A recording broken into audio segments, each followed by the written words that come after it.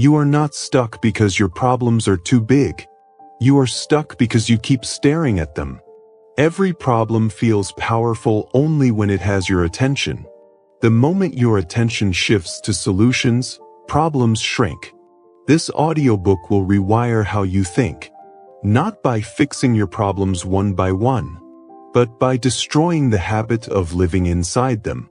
From this moment forward, you will stop asking why this is happening and start asking what works next. This is the solution-first mindset, and once you adopt it, nothing controls you again. Chapter 1. Problems are not meant to be solved, they're meant to be outgrown. Most people approach life the same way they approach a broken machine. Something is wrong. Something hurts. Something isn't working.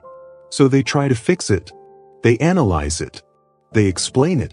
They replay it. They talk about it endlessly. And yet, nothing changes. That's not because they're stupid.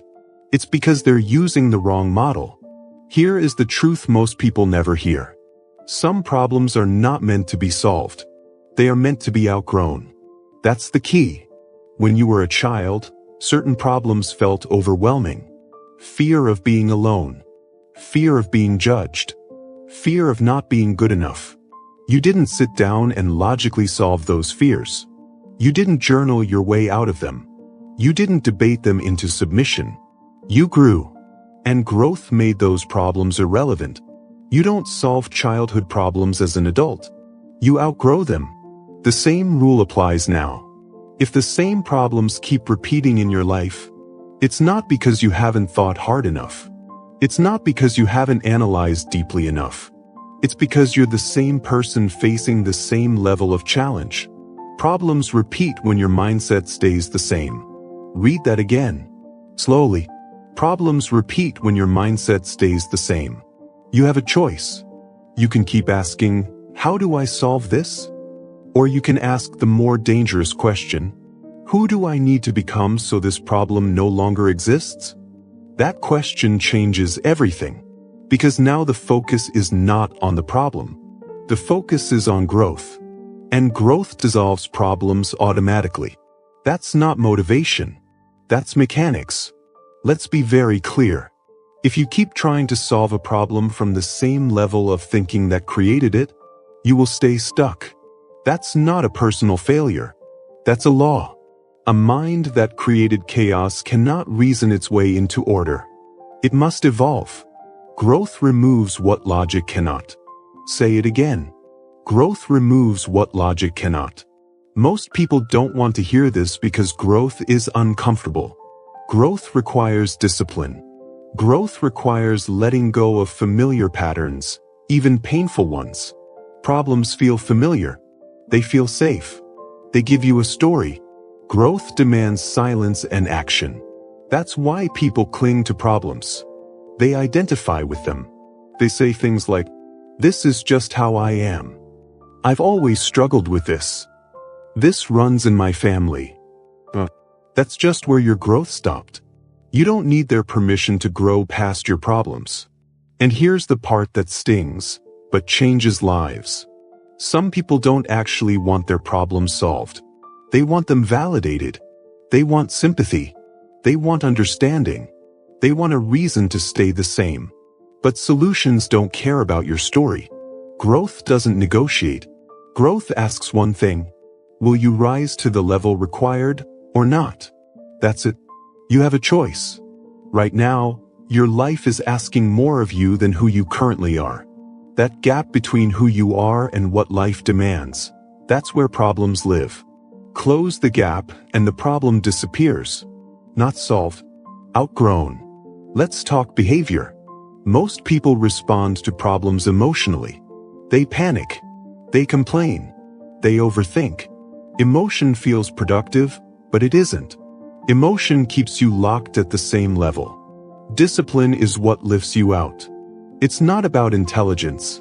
It's not about luck. It's not about talent. It's about discipline. Discipline of thought. Discipline of action. Discipline of identity. Instead of asking, how do I fix the situation? What does a stronger version of me do here? That question forces growth. And growth changes outcomes. You don't overcome insecurity by thinking about insecurity. You outgrow it by building competence. You don't solve fear by studying fear. You outgrow it by taking controlled action. You don't defeat weakness by hating yourself. You outgrow it by practicing discipline daily. That's the key. Growth removes what logic cannot. Now listen carefully. This chapter is not telling you to ignore problems. It's telling you to stop worshiping them. A problem is a signal, not a destination. It's life telling you, you are underdeveloped in this area. That's it. No drama required. No emotional attachment needed. Just growth. And growth is not a feeling. It's behavior. Growth looks like waking up earlier. Growth looks like doing the uncomfortable task first. Growth looks like silence instead of explanation. You don't need their permission to change your standards. Most people wait until problems are unbearable before they grow. That's why they suffer longer than necessary. You don't need to wait. You have a choice. You can grow preemptively. You can decide to become stronger before life forces you. That's power. And power is quiet. Here's another truth that will save you years. If you keep talking about a problem, you're feeding it. If you keep explaining it, you're reinforcing it. If you keep identifying with it, you're becoming it. So, silence is often the first sign of growth. When people grow, they talk less about their problems and more about their process. They stop saying, "This is what I'm dealing with," and start saying, "This is what I'm doing." That's the shift. It's not about the flaw. It's about discipline. Discipline to stop rehearsing the old identity. Discipline to act as the next level version of yourself, even when it feels fake. Especially when it feels fake. Because growth always feels unnatural at first. If it felt natural, you'd already be there. So when discomfort shows up, don't panic. Don't retreat. Don't explain. Recognize it. Discomfort is proof of expansion. That's the price of outgrowing problems. And it's a fair price. Let me make this practical. Starting today, you stop doing 3 things. You stop asking why this keeps happening. You stop telling the same story to different people. You stop waiting to feel ready. And you start doing 3 things. You raise your standards in one small daily action. You choose discipline over emotional relief. You act as if the stronger version of you is already in charge. That's it. No complexity. No drama. Growth is simple. It's just not easy. But here's the reward. When you outgrow a problem, it doesn't come back.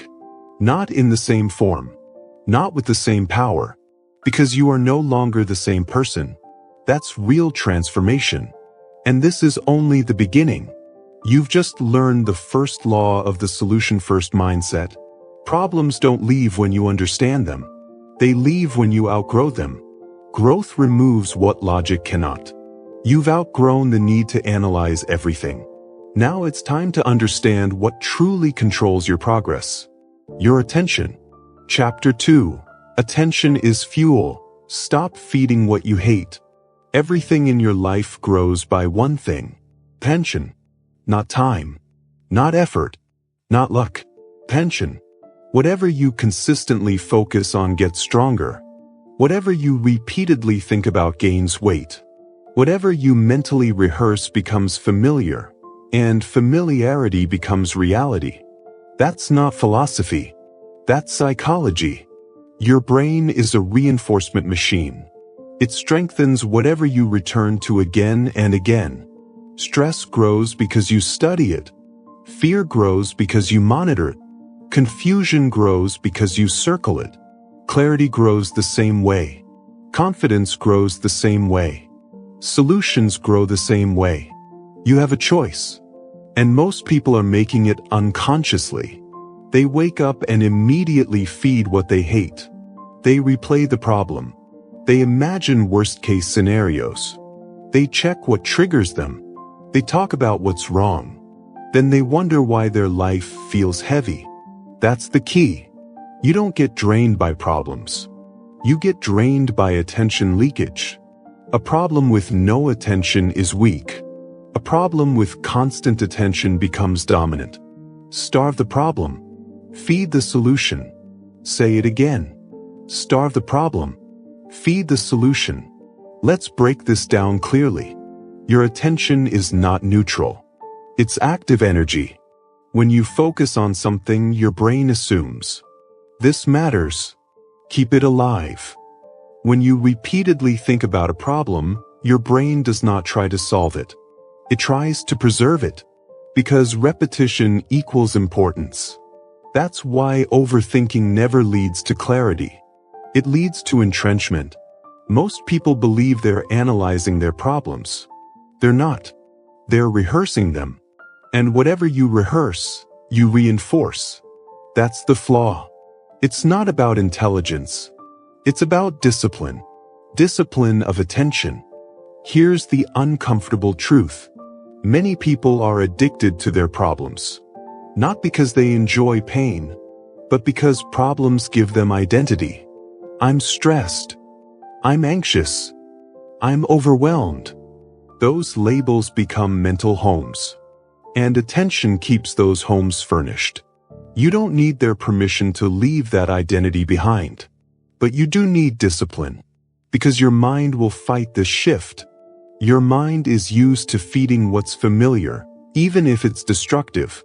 So when you stop giving attention to the problem, your mind panics. It says, but what if this goes wrong? But what if you miss something? But shouldn't we think about this more? That voice is not wisdom. It's habit. And habits can be broken. Starve the problem. Feed the solution. Here's how most people feed problems without realizing it. They mentally scan for danger. They replay conversations. They imagine outcomes they don't want. They check how they feel, constantly. That last one matters. Constantly monitoring your emotional state keeps you trapped inside it. Growth requires outward focus. Problems thrive on inward obsession. That's the key. If you keep watching your fear, you stay afraid. If you keep measuring your motivation, you stay unmotivated. Solutions require direction, not introspection. Let me be very direct. You do not think your way into better focus. You train your attention through action. Discipline replaces weakness. Not insight. Not awareness. Discipline. You choose where your attention goes, even when your emotions resist. That's adulthood. That's power. And power is quiet. Here's a practical rule that will change your daily life. If you cannot act on a thought immediately, do not give it extended attention. Because attention without action equals anxiety. Read that again. Attention without action equals anxiety. That's why worry feels unbearable. It's attention trapped with no outlet. So you stop doing this immediately. You stop mentally arguing with problems.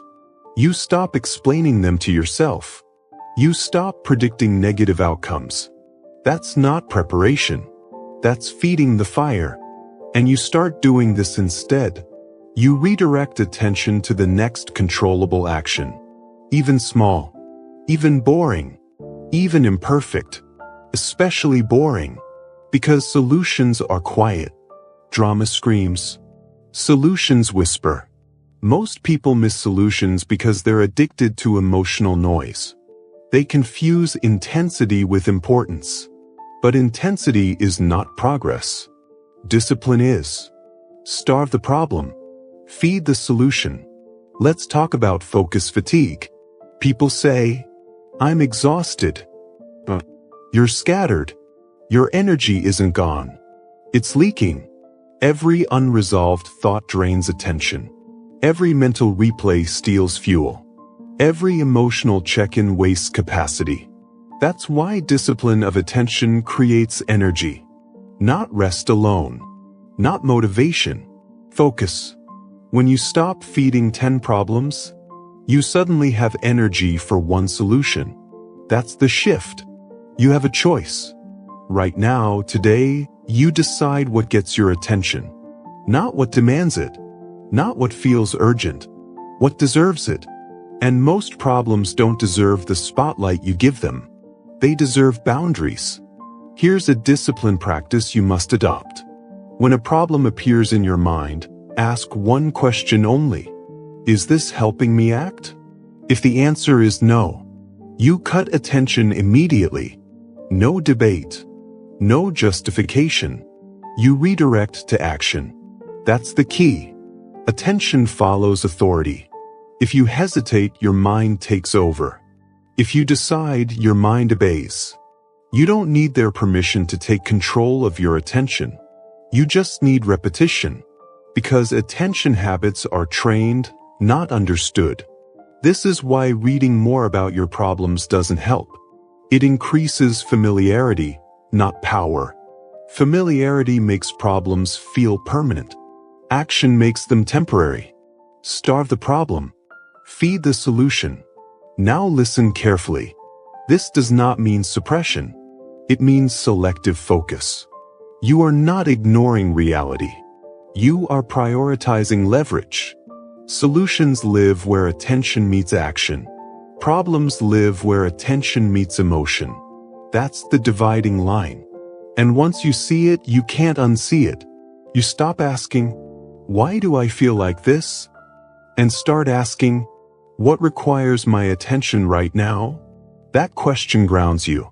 That question stabilizes you. That question builds momentum. Momentum is the enemy of mental chaos.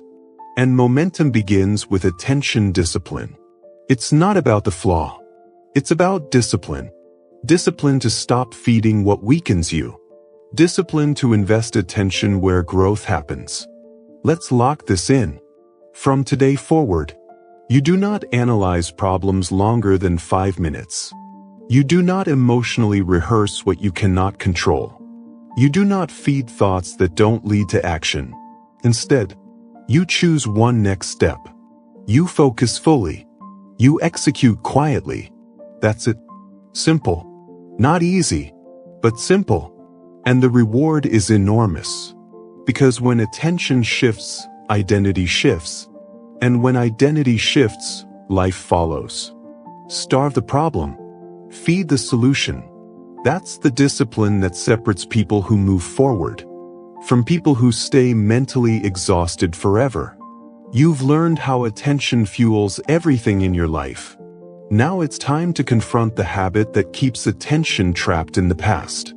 You've mastered where your focus goes.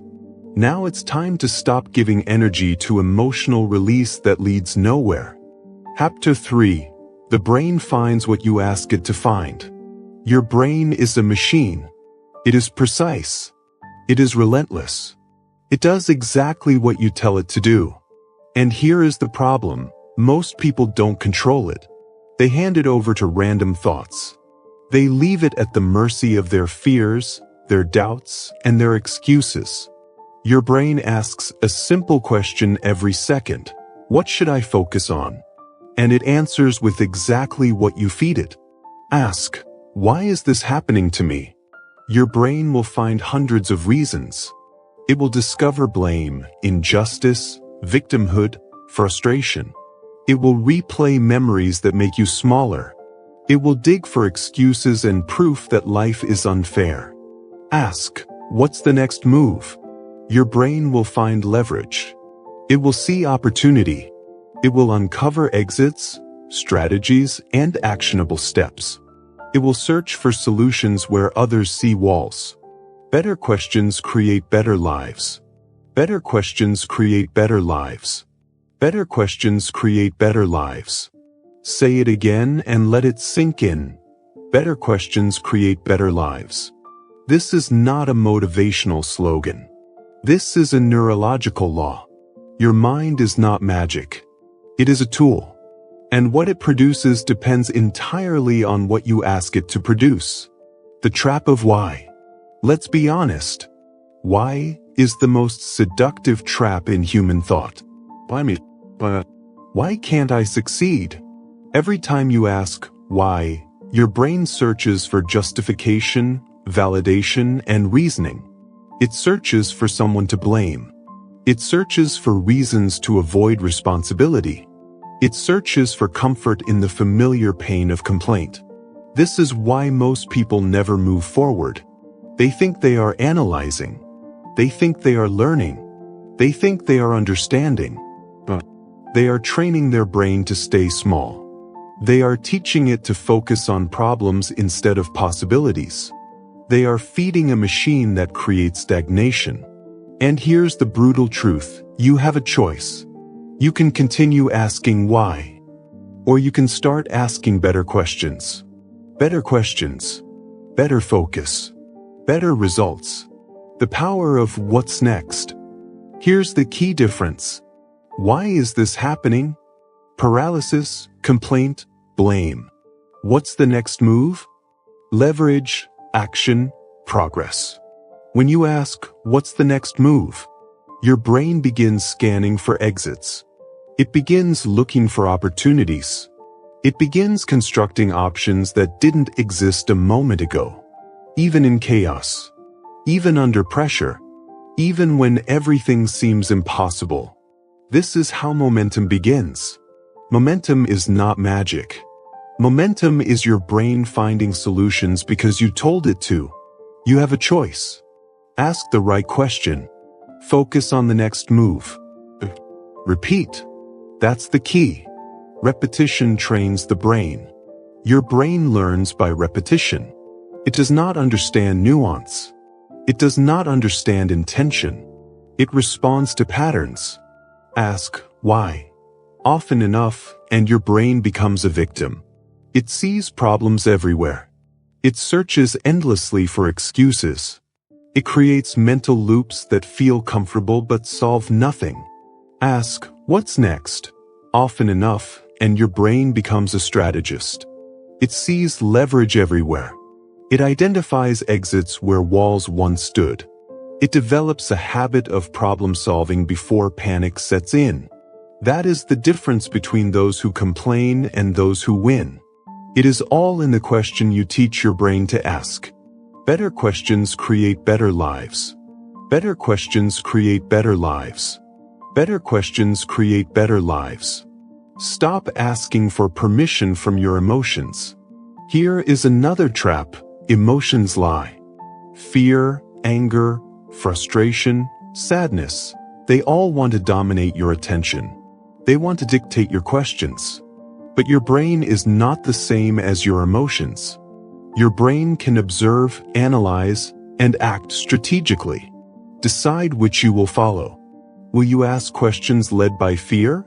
Or questions led by clarity and forward motion? It's not about suppressing emotions. It's about discipline. It's about teaching your brain to ask, what's next? Even when fear screams. Even when doubt whispers. Even when frustration burns. You don't need permission from your emotions. You don't need their validation. You have a brain capable of solving problems if you ask the right question. Practical steps to rewire your brain. Catch yourself asking why. Every time you find yourself asking, why me, or why now, pause. Recognize it as the trap it is. Switch to what's next. Force yourself to immediately reframe the question. What can I do next? What step moves me forward? What leverage exists in this situation? Take action immediately. Your brain loves feedback. When you take action on the next move, it begins to trust solution-based thinking. Momentum compounds. Repeat relentlessly. Every challenge is an opportunity to train your brain. Every setback is a chance to practice better questioning. Every problem is a moment to enforce the habit. What's next? Better questions create better lives. Better questions create better lives. Better questions create better lives. Leverage in every situation. Even when the problem seems too large. Even when the stakes feel impossible. Even when every instinct says, freeze. Your brain can find leverage. It can find a solution. It can discover a path forward. Because the question you ask directs the outcome. Ask the wrong question, your brain finds the wrong answer. Ask the right question, your brain finds a breakthrough. Training yourself to think strategically. Here's a simple exercise. Take a problem in your life. Write down every why you feel or think. Transform each why into a what next question. Brainstorm at least one actionable step for each what next. Execute immediately. Do this consistently. Do it every day. Do it for small problems first.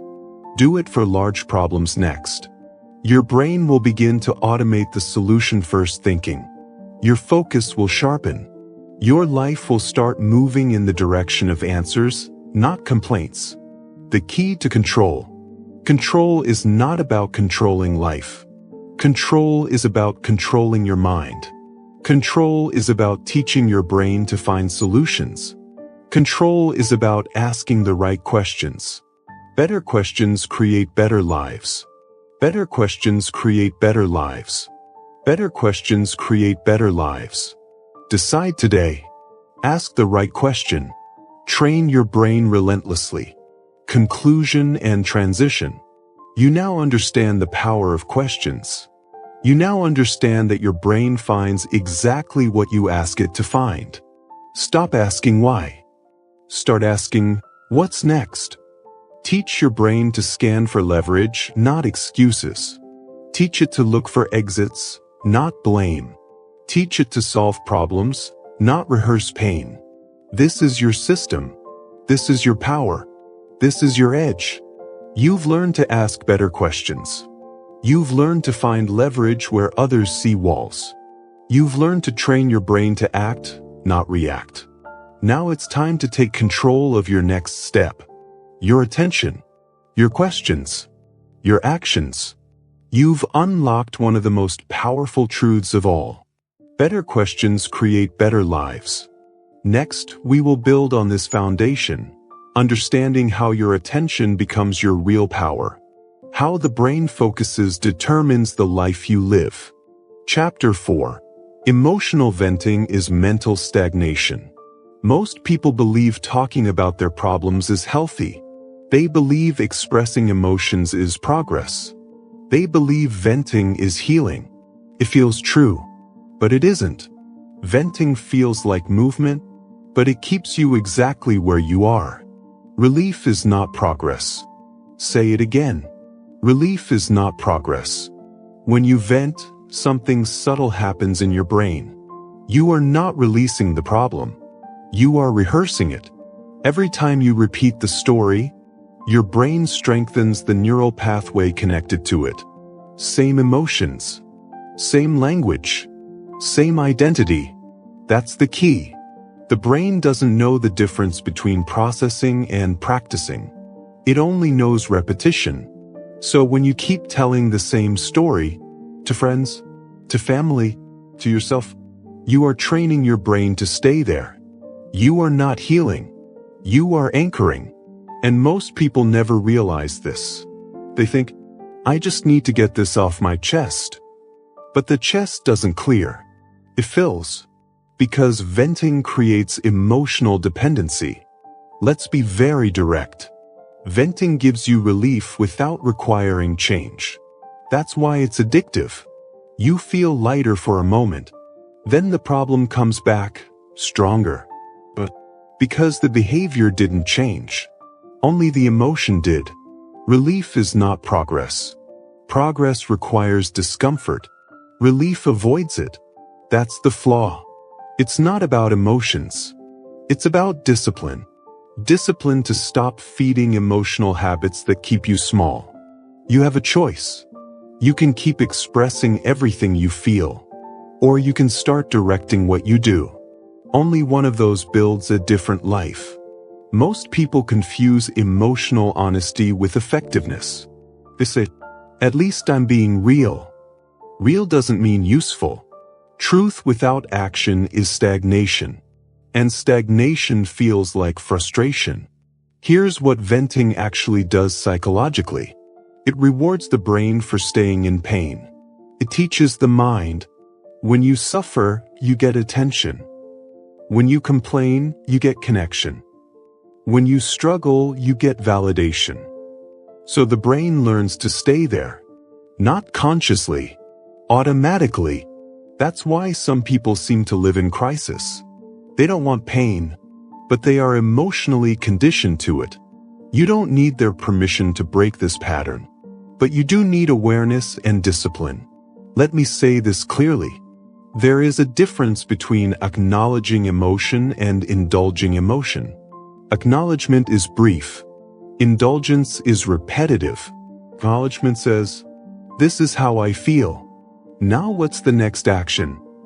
Indulgence says, "This is how I feel. Let me explain it again." One leads forward. One keeps you stuck. Relief is not progress.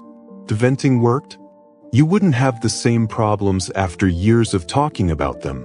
Look at your own life. The issues you talk about the most are usually the ones that change the least. That's not coincidence. That's conditioning. The mind becomes loyal to familiar emotional states, and venting keeps them familiar. So starting now, you must stop doing something difficult. You must stop telling the same story. Not because you're weak, not because you're wrong, but because repeating it is training your brain to stay there. That's the key. You stop saying, "This is what I'm dealing with," and you start saying, "This is what I'm doing." Language shapes behavior. Behavior shapes identity. Identity shapes outcomes. Most people vent because they don't know what else to do. So here's what you replace venting with. Structure. When emotion rises, you do not speak immediately. You pause. Short pause. Then you ask one question. What action moves this forward? That question interrupts emotional loops. Emotion wants expression. Discipline demands direction. You choose. You have a choice. This does not mean suppressing feelings. Suppression builds pressure. This means containing feelings. Containment is strength. Strong people feel deeply and act deliberately. Weak people feel deeply and talk endlessly. It's not about the flaw. It's about discipline. Discipline of response. Let's talk about social venting. Many people surround themselves with listeners, not builders. People who nod. People who agree. People who sympathize. Sympathy feels good, but it does not change behavior. In fact, it often excuses it. You say, "Yeah, that makes sense," and nothing changes. You don't need their permission to outgrow those conversations. Growth often looks like fewer conversations and more execution. Silence scares people because it removes validation. But silence is where clarity forms. Here's a rule you must adopt.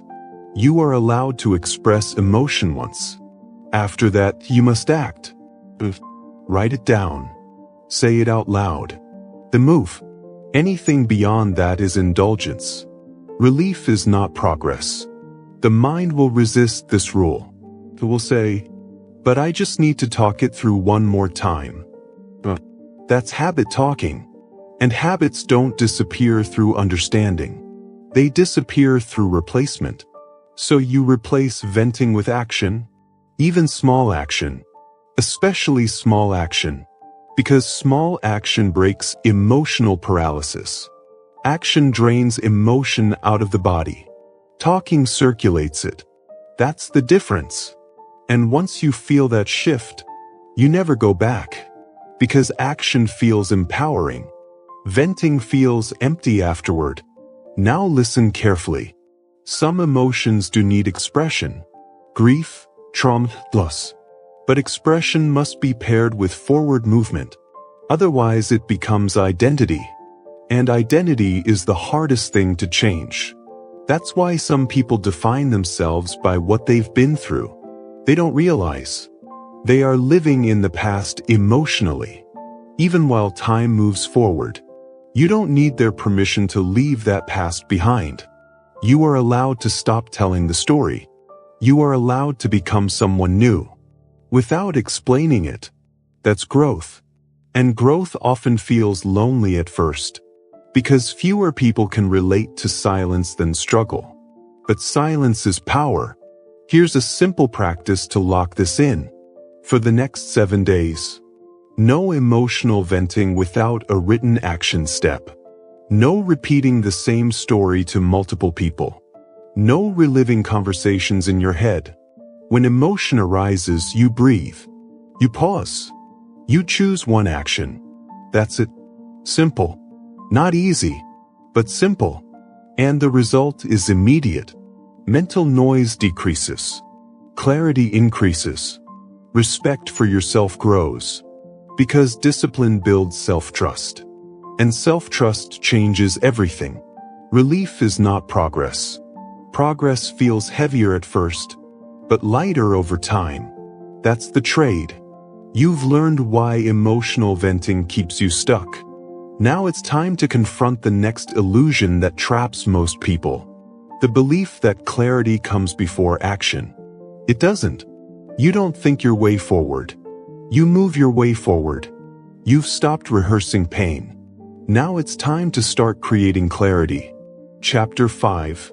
Clarity comes after action, not before. Most people are waiting. Waiting to feel ready. Waiting to feel confident. Waiting to feel clear. And while they wait, their life stays exactly the same. That's not bad luck. That's a misunderstanding of how clarity works. Here's the truth. Clarity does not come before action. Clarity comes because of action. That's the key. If clarity came first, everyone would move. If confidence appeared before effort, no one would be stuck. But that's not how the human mind works. The mind does not reward waiting. It rewards movement. You have a choice. You can keep waiting for certainty, or you can start acting in uncertainty. Only one of those produces results. Waiting feels responsible. It feels careful. It feels smart. But most of the time, waiting is just fear wearing a professional outfit. People say, I just need to understand this better. I just need to think it through. I just need a little more clarity. But what they really mean is, I don't want to risk discomfort. And that hesitation is the real enemy. Move first. Understand later. Say it again. Move first. Understand later. Let's break this down psychologically. The brain is a prediction machine. It tries to keep you safe by avoiding the unknown. When you wait for clarity, your brain hears. Stay still. Don't risk. So it feeds you doubts. It shows you what could go wrong. It demands more information. And the longer you wait, the stronger those doubts become. Not because they're true, but because they're repeated. That's the flaw. It's not about intelligence. It's about discipline. Discipline to act without emotional certainty. Every person you admire did things before they felt ready. Every confident individual earned clarity through experience. No one thinks their way into momentum. Momentum is built by motion. Action creates feedback. Feedback creates adjustment. Adjustment creates clarity. That sequence never changes. Waiting reverses it and breaks it. You don't need their permission to start before you're ready. In fact, readiness is often a lie. Readiness is a feeling. Progress is a behavior. And feelings follow behavior, not the other way around. Most people get this backward. They say, once I feel confident, I'll act. But confidence is a byproduct of proof. And proof only comes from action. So they wait forever. That's why potential is so common. And execution is so rare. Potential feels good. Execution feels uncomfortable. Until it doesn't. Here's something you must accept. If you wait until you're comfortable, you will wait until you're irrelevant. The world rewards movement, not preparation without end. That's the key. Now let's talk about overthinking. Overthinking is not deep thinking. It's stalled action. It's the mind spinning because the body refuses to move. When you act, the mind quiets. When you hesitate, the mind screams. That's not coincidence. The brain expects you to move. Action resolves anxiety better than explanation ever will. So starting now, you must stop doing 3 things. You stop waiting for motivation. You stop planning endlessly. You stop asking everyone for advice. Advice without action is procrastination. And procrastination always feels logical. Instead, you start doing 3 things. You choose a direction, not the perfect direction. You take a small step, not a dramatic leap.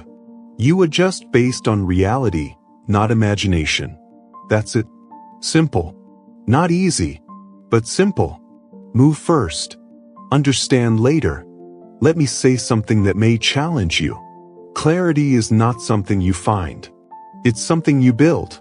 Built through repetition. Built through mistakes. Built through engagement with reality. People who wait for clarity are trying to avoid mistakes. But mistakes are teachers. Waiting teaches nothing. And here's the uncomfortable part. Some people don't want clarity. They want certainty. Certainty removes responsibility. If everything is clear, then action feels safe. But life does not offer certainty. It offers opportunity to those willing to move without guarantees. You have a choice. You can demand certainty and stay stuck. Or you can accept uncertainty and grow. That's the trade. And growth always requires risk. Not reckless risk.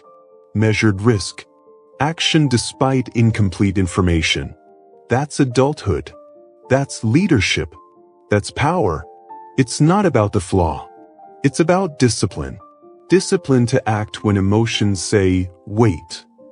Discipline to move when the mind says, not yet. Discipline to accept discomfort as part of progress. Here's a truth most people avoid. When you act, you might fail. And that fear keeps people frozen. But failure with movement teaches faster than success without effort. Stagnation teaches nothing. And regret lasts longer than embarrassment. So you stop asking, what if this doesn't work? And you start asking, what happens if I don't move at all? That question changes everything. Because not moving is also a decision. And it has consequences. Quiet ones. Slow ones. But permanent ones. Now let's make this practical. Starting today, you adopt this rule. If a decision has reversible consequences, you act immediately. You don't wait for perfect clarity. You move.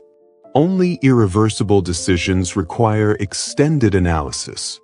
Most things in life are reversible. Jobs can change. Strategies can adjust. Plans can evolve. But time cannot be reclaimed. Waiting costs time. Action compounds it. That's the key. You don't need their permission to begin imperfectly. You don't need confidence to start. You gain confidence by starting. Say it again. Move first.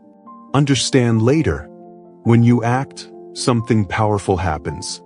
Your identity shifts. You stop seeing yourself as someone who waits. You start seeing yourself as someone who moves.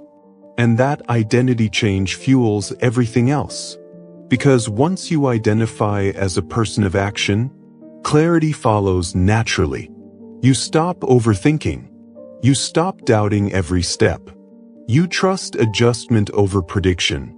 That's maturity. And maturity creates momentum. Let me be very clear. This chapter is not telling you to be reckless. It's telling you to stop hiding behind preparation. Preparation without execution is fear management. Execution builds real confidence. So when your mind says, I need more clarity, you respond with action. One step, one move, one decision. That's enough. And after that step, clarity improves. Boys, Because reality responds to movement. You have a choice. You can keep waiting for the feeling to change. Or you can change the behavior and let the feeling follow. Only one of those works. Move first. Understand later. You've broken the habit of venting. You've reclaimed your attention. You've learned that clarity follows action. Now it's time to understand how small actions outperform big plans. Because the next trap people fall into is believing problems require massive solutions. They don't. They require the right next move. You've stopped waiting. Now it's time to simplify. Chapter 6. Small solutions break big problems. Most people freeze not because problems are too hard, but because they think the solution must be huge. They believe big problems require big answers, big changes, big plans, big breakthroughs. So they wait. They wait until they feel powerful enough, smart enough, ready enough. And while they wait, the problem grows. That's the trap. Problems feel massive because people search for massive answers. That's the key. A problem rarely destroys you in one moment. It overwhelms you by convincing you that everything must change at once. And when everything feels required, nothing gets done. You have a choice. You can chase the perfect solution, or you can take the next correct step. Only one of those creates momentum. Here's the truth most people miss. Momentum does not come from big decisions. It comes from small corrective actions done immediately. One move changes the game. Say it again. One move changes the game. Let's talk psychology. When a problem feels large, your brain goes into threat mode. Threat mode shuts down creativity. It narrows thinking. It amplifies fear. That's why big plans feel impossible when you're stressed. Your brain is not designed to solve everything at once. It's designed to solve the next thing. But people ignore that. They ask questions like, how do I fix my life? How do I solve this completely? How do I make this go away forever? Those questions overwhelm the system. And overwhelmed systems shut down. That's not weakness. That's biology. The disciplined person asks a different question. What's the smallest action that moves this forward? That's the key. Small solutions bypass fear. Big solutions trigger it. And fear blocks action. One move changes the game. Most people underestimate how powerful small actions are. Because they don't feel impressive. They don't look dramatic. They don't create instant transformation. But they do something far more important. They restore control. Control changes psychology. The moment you take a small action, your brain shifts from helplessness to agency. Agency creates momentum. Momentum creates confidence. Confidence creates clarity. That's the chain. And it always starts small. You don't need their permission to start small. In fact, starting small is a sign of intelligence. Let's be very direct. If you're waiting for a big solution, you are avoiding responsibility. Because big solutions feel distant. Small solutions demand action now. That's the flaw. It's not about capability. It's about discipline. Discipline to do the unglamorous step. Discipline to stop fantasizing about transformation. And start executing correction. Here's what most people do when faced with a problem. They redesign their entire future in their head. They promise massive change. They set unrealistic expectations. Then they fail, not because they're incapable, but because the plan was disconnected from reality. And that failure reinforces the belief that they're stuck. That cycle repeats. You break it with one move. One move changes the game. Let me make this practical. Right now, whatever problem you're facing, there are dozens of possible actions.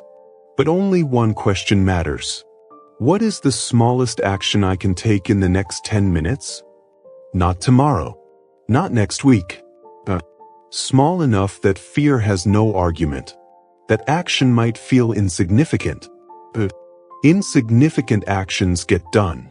And done actions build momentum. Momentum is the enemy of overwhelm. Here's another truth. Big problems are often collections of small neglects. Neglect compounds quietly. So does discipline. You didn't get overwhelmed overnight. You won't get unstuck overnight either.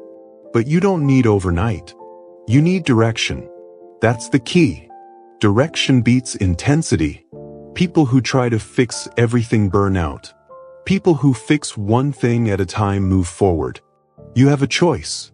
You can keep dramatizing the problem, or you can neutralize it with small corrections. Drama feels powerful. Discipline actually is. One move changes the game. Let's talk about why small solutions work so well. They lower emotional resistance. They reduce risk. They provide immediate feedback. Big solutions hide feedback. Small ones expose it. Feedback is how clarity grows. So when you take a small action, you learn. You adjust. You take the next small action. That's how problems shrink. Not through force. Through precision. Precision requires discipline. It's not about the flaw. It's about discipline. Discipline to stop asking, how do I fix this completely? And start asking, what can I improve slightly today? That mindset compounds. A 1% improvement repeated daily beats a dramatic plan never executed. Now let's address a common resistance. People say, but my problem is serious. That's exactly why you need small actions. Serious problems punish overconfidence. They reward consistency. You don't solve serious problems with emotional surges. You solve them with steady correction. Consistent. Relentless. That's how systems change. That's how habits change. That's how lives change. One move changes the game. Here's what you must stop doing. You must stop waiting for the perfect plan. You must stop measuring progress emotionally. You must stop dismissing small wins. Small wins are not small psychologically. They build belief. And belief changes behavior. Here's what you must start doing. You define the next smallest action. You execute it immediately. You repeat tomorrow. No negotiation. No drama. This is not about motivation. This is about process. And process outperforms passion every time. You don't need their permission to work quietly. In fact, quiet progress is the fastest progress. Most people announce big plans. Disciplined people make small moves. And the results speak later. That's the key. Let me say something uncomfortable. If you say, this is too small to matter, you are protecting your ego. Because small actions don't make you feel heroic, but they make you effective. And effectiveness is what changes outcomes. Ego wants recognition. Discipline wants results. Choose discipline. You have a choice. Big problems stay big when you stare at them. They shrink when you chip away consistently. That's not theory. That's experience.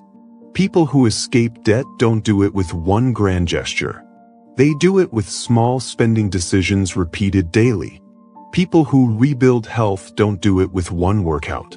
They do it with daily movement and restraint. People who regain confidence don't do it with one bold act.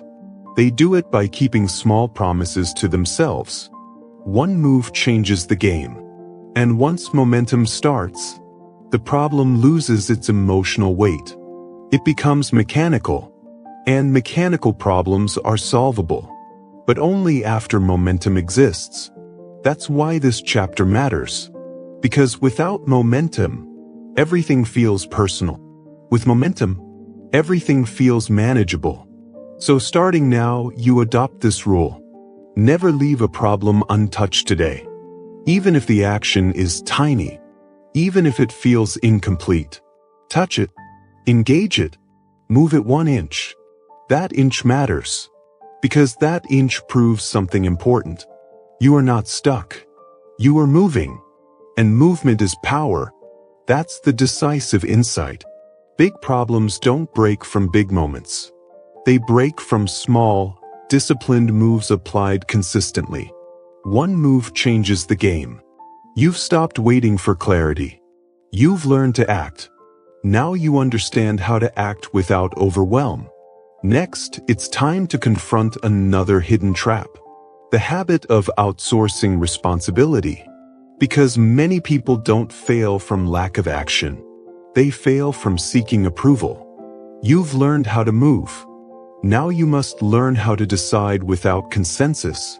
Chapter 7. Stop asking for permission to fix your life. Most people don't lack information. They lack ownership. They know what to do. They feel what needs to change. They sense the next move. They ask friends. They ask family. They ask strangers online. They ask for opinions, validation, reassurance. Not because they're confused, but because they're afraid of responsibility.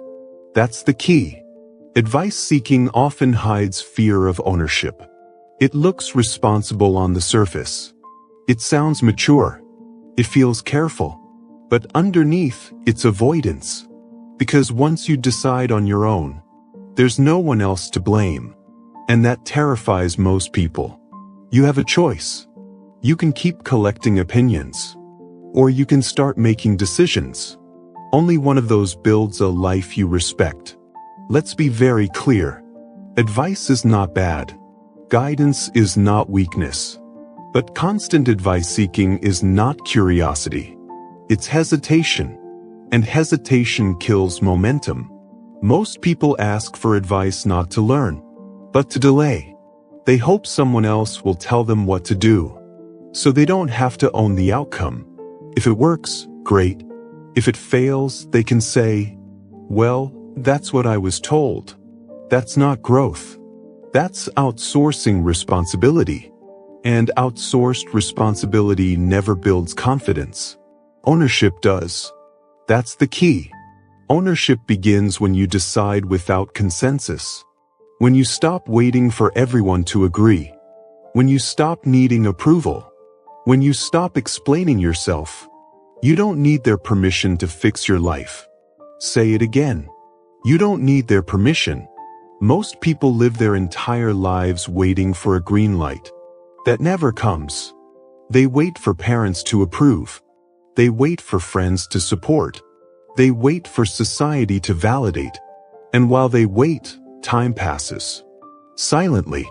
Relentlessly. No one is coming to authorize your life. That's the truth.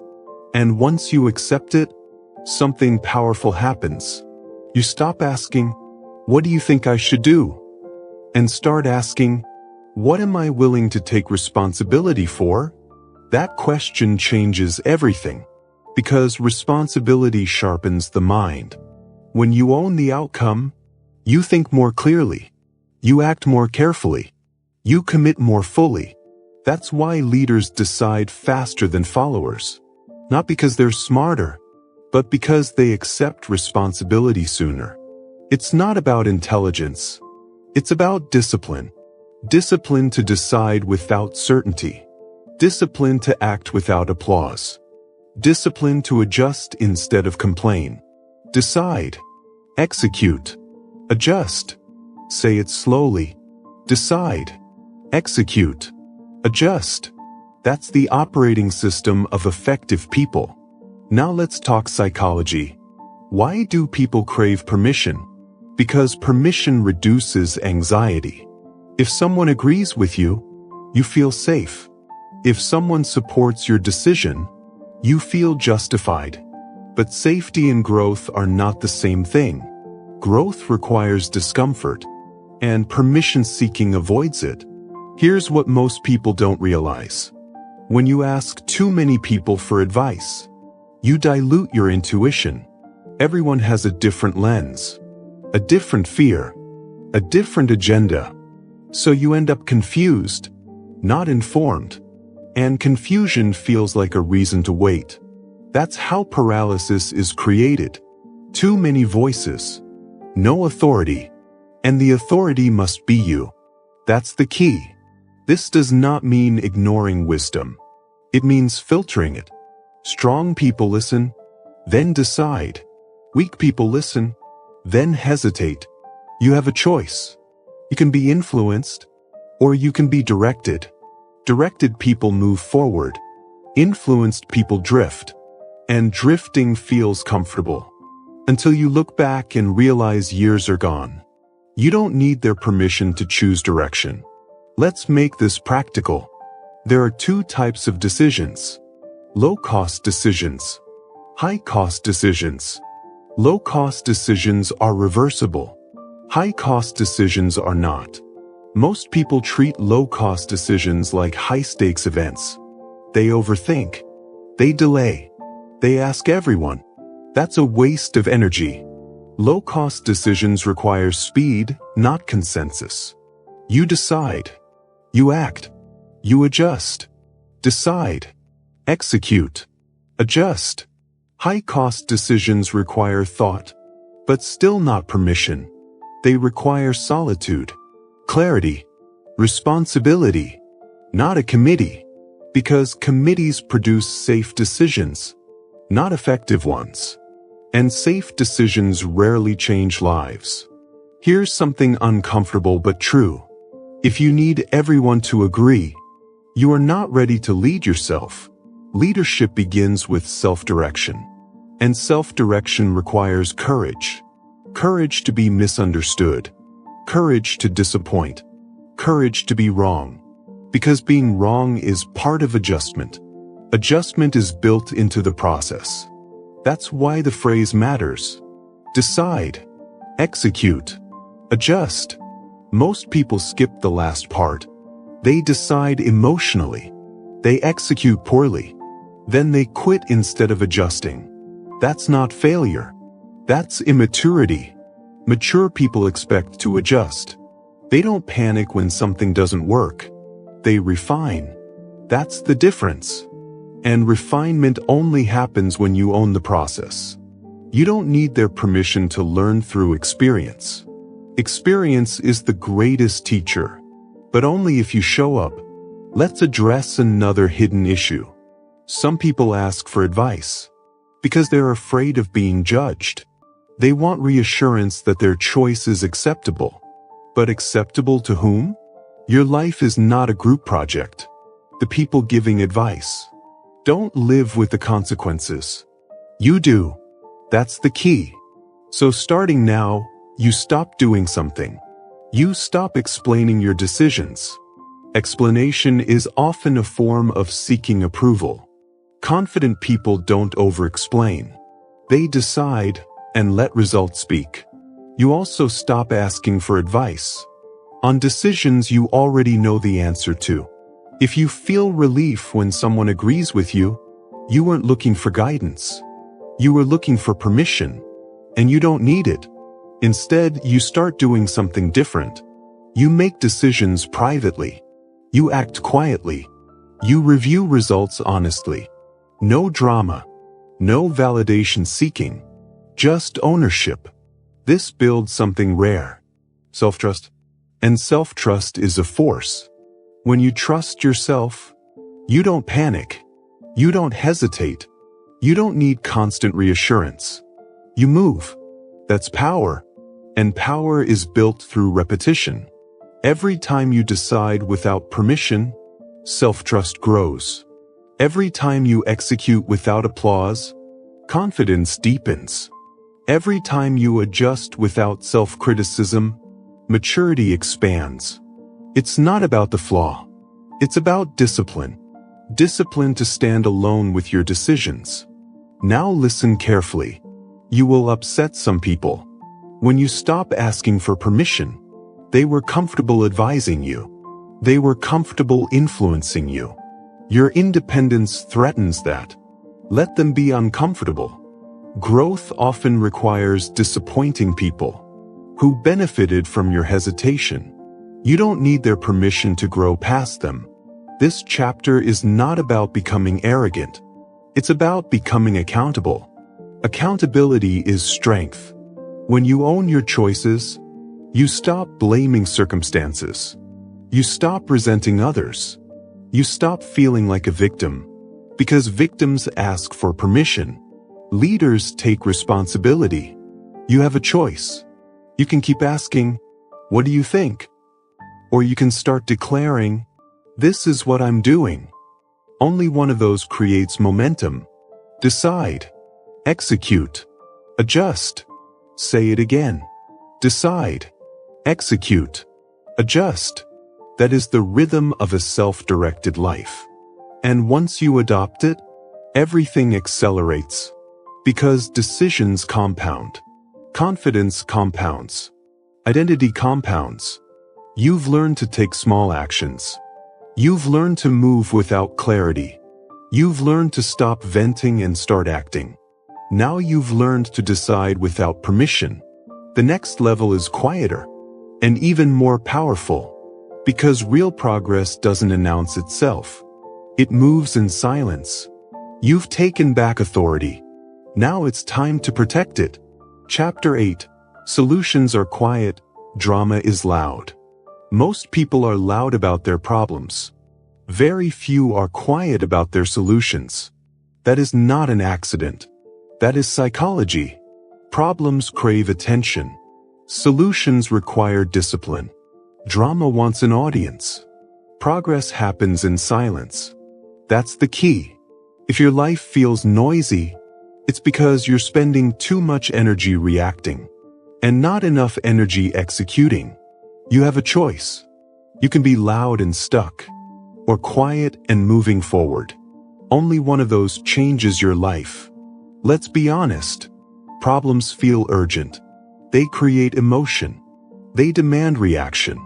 They pull you into stories, explanations, and complaints. Solutions do the opposite. They strip away emotion. They remove drama. They demand routine. That's why most people avoid them. Because solutions are boring. And boring doesn't feed the ego. Drama does. When something goes wrong, the mind wants to talk about it. Over and over. Who caused it? Why it happened? How unfair it feels. That cycle creates noise. And noise destroys clarity. That's the key. Clarity lives in quiet. Not silence as in doing nothing. Silence as in refusing to emotionally amplify the problem. Strong people don't dramatize difficulty. They neutralize it. They don't ask, "How do I feel about this?" What is the next correct action? That shift is everything. Problems demand emotion.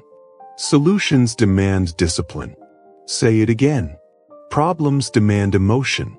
Solutions demand discipline. Emotion feels productive. Discipline actually is. You don't solve anything by talking louder. You solve things by acting consistently. Quiet progress beats loud stress. That phrase matters. Because stress feels like effort, but it's not. Stress is motion without direction. Progress is direction without noise. That's why calm people outperform emotional ones over time. Not because they care less, but because they waste less energy. Energy is finite. Every complaint costs energy. Every rant costs energy. Every emotional replay costs energy. And that energy is stolen from the solution that actually matters. That's the key. Most people don't have complex problems. They have unmanaged reactions. They react first. They feel deeply. They speak loudly. And then they wonder why nothing changes. Change doesn't respond to emotion. It responds to repetition. Repetition of simple actions. Done quietly. Done daily. Silence, routine, and repetition build real change. Not intensity. Not motivation. Discipline. It's not about the flaw. It's about discipline. If you're always overwhelmed, it's not because life is too hard. It's because you're leaking energy into drama. And drama disguises itself as processing. But most processing is just rehearsing pain. Strong people process once, then act. Weak people process endlessly, then stay stuck. You have a choice. You can keep talking about the problem, or you can quietly build the solution. Let's make this practical. Here's what you stop doing. You stop narrating your struggles to everyone. You stop turning obstacles into identity. You stop announcing every setback. Because every announcement invites opinion. And opinions create noise. Noise slows progress. You also stop chasing emotional relief. Relief feels good, but it's temporary. Discipline doesn't feel good, but it works. That's the trade-off. Now here's what you start doing. You start simplifying. One problem, one solution, one next action. Not 10 actions. Not a grand plan. But you do it quietly. Without posting. Without explaining. You repeat it tomorrow. And the next day. And the next. That's how solutions are built. Quietly. This is where most people fail. They want visible effort. They want recognition for trying. But progress doesn't reward trying. It rewards consistency. And consistency is invisible at first. That's why it feels uncomfortable. That's why it feels lonely. But loneliness is often the price of improvement. You don't need their permission to work quietly. You don't need applause to stay disciplined. You don't need validation to keep going. That's the key. Now let's talk about routine. Routine is not exciting. That's why it's powerful. Emotion fluctuates. Routine stabilizes. If you rely on emotion, your progress will be inconsistent. If you rely on routine, your progress becomes inevitable. That's how disciplined people think. They don't wake up asking, "Do I feel like it?" They wake up knowing what gets done regardless of feeling. That's strength. And strength is quiet. Drama wants expression. Discipline wants execution. Quiet progress beats loud stress. Say it again. Quiet progress beats loud stress. If your days are filled with urgency, but your life isn't improving, that's a signal. You're reacting, not building. Building requires boredom, repetition, monotony, silence.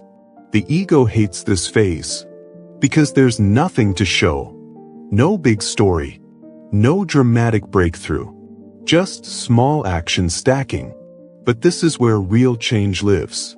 Not in moments, but in systems. And systems don't care about your mood. They run whether you're inspired or not. That's why disciplined people seem calm. Even under pressure, they've already decided what to do. Decision removes drama. Indecision feeds it. That's the key. Most stress comes from unresolved decisions. Once a decision is made, the noise drops. You act. You adjust. You repeat. And over time, results speak. No explanation needed. Now listen carefully. Silence is not passivity. Silence is focus. It's choosing not to waste energy on things that don't move the needle. It's choosing to let results be your only response. That's a high level of maturity. And it's rare. That's why it works. You don't need to convince anyone. When your life starts improving, you don't need to argue your discipline. You don't need to justify your routine. You just keep showing up. Quietly. This is where confidence is built. Not from hype, but from evidence. Evidence comes from consistency. Consistency comes from discipline. It's not about the flaw. It's about discipline. If you feel reactive, build routine. If you feel overwhelmed, reduce noise. If you feel stuck, simplify and repeat. That's how solutions are born. Not in emotional storms, but in calm execution. You have a choice. You can stay loud about what hurts. or quiet about what heals. Only one creates momentum. Quiet progress beats loud stress. Say it one last time. Quiet progress beats loud stress.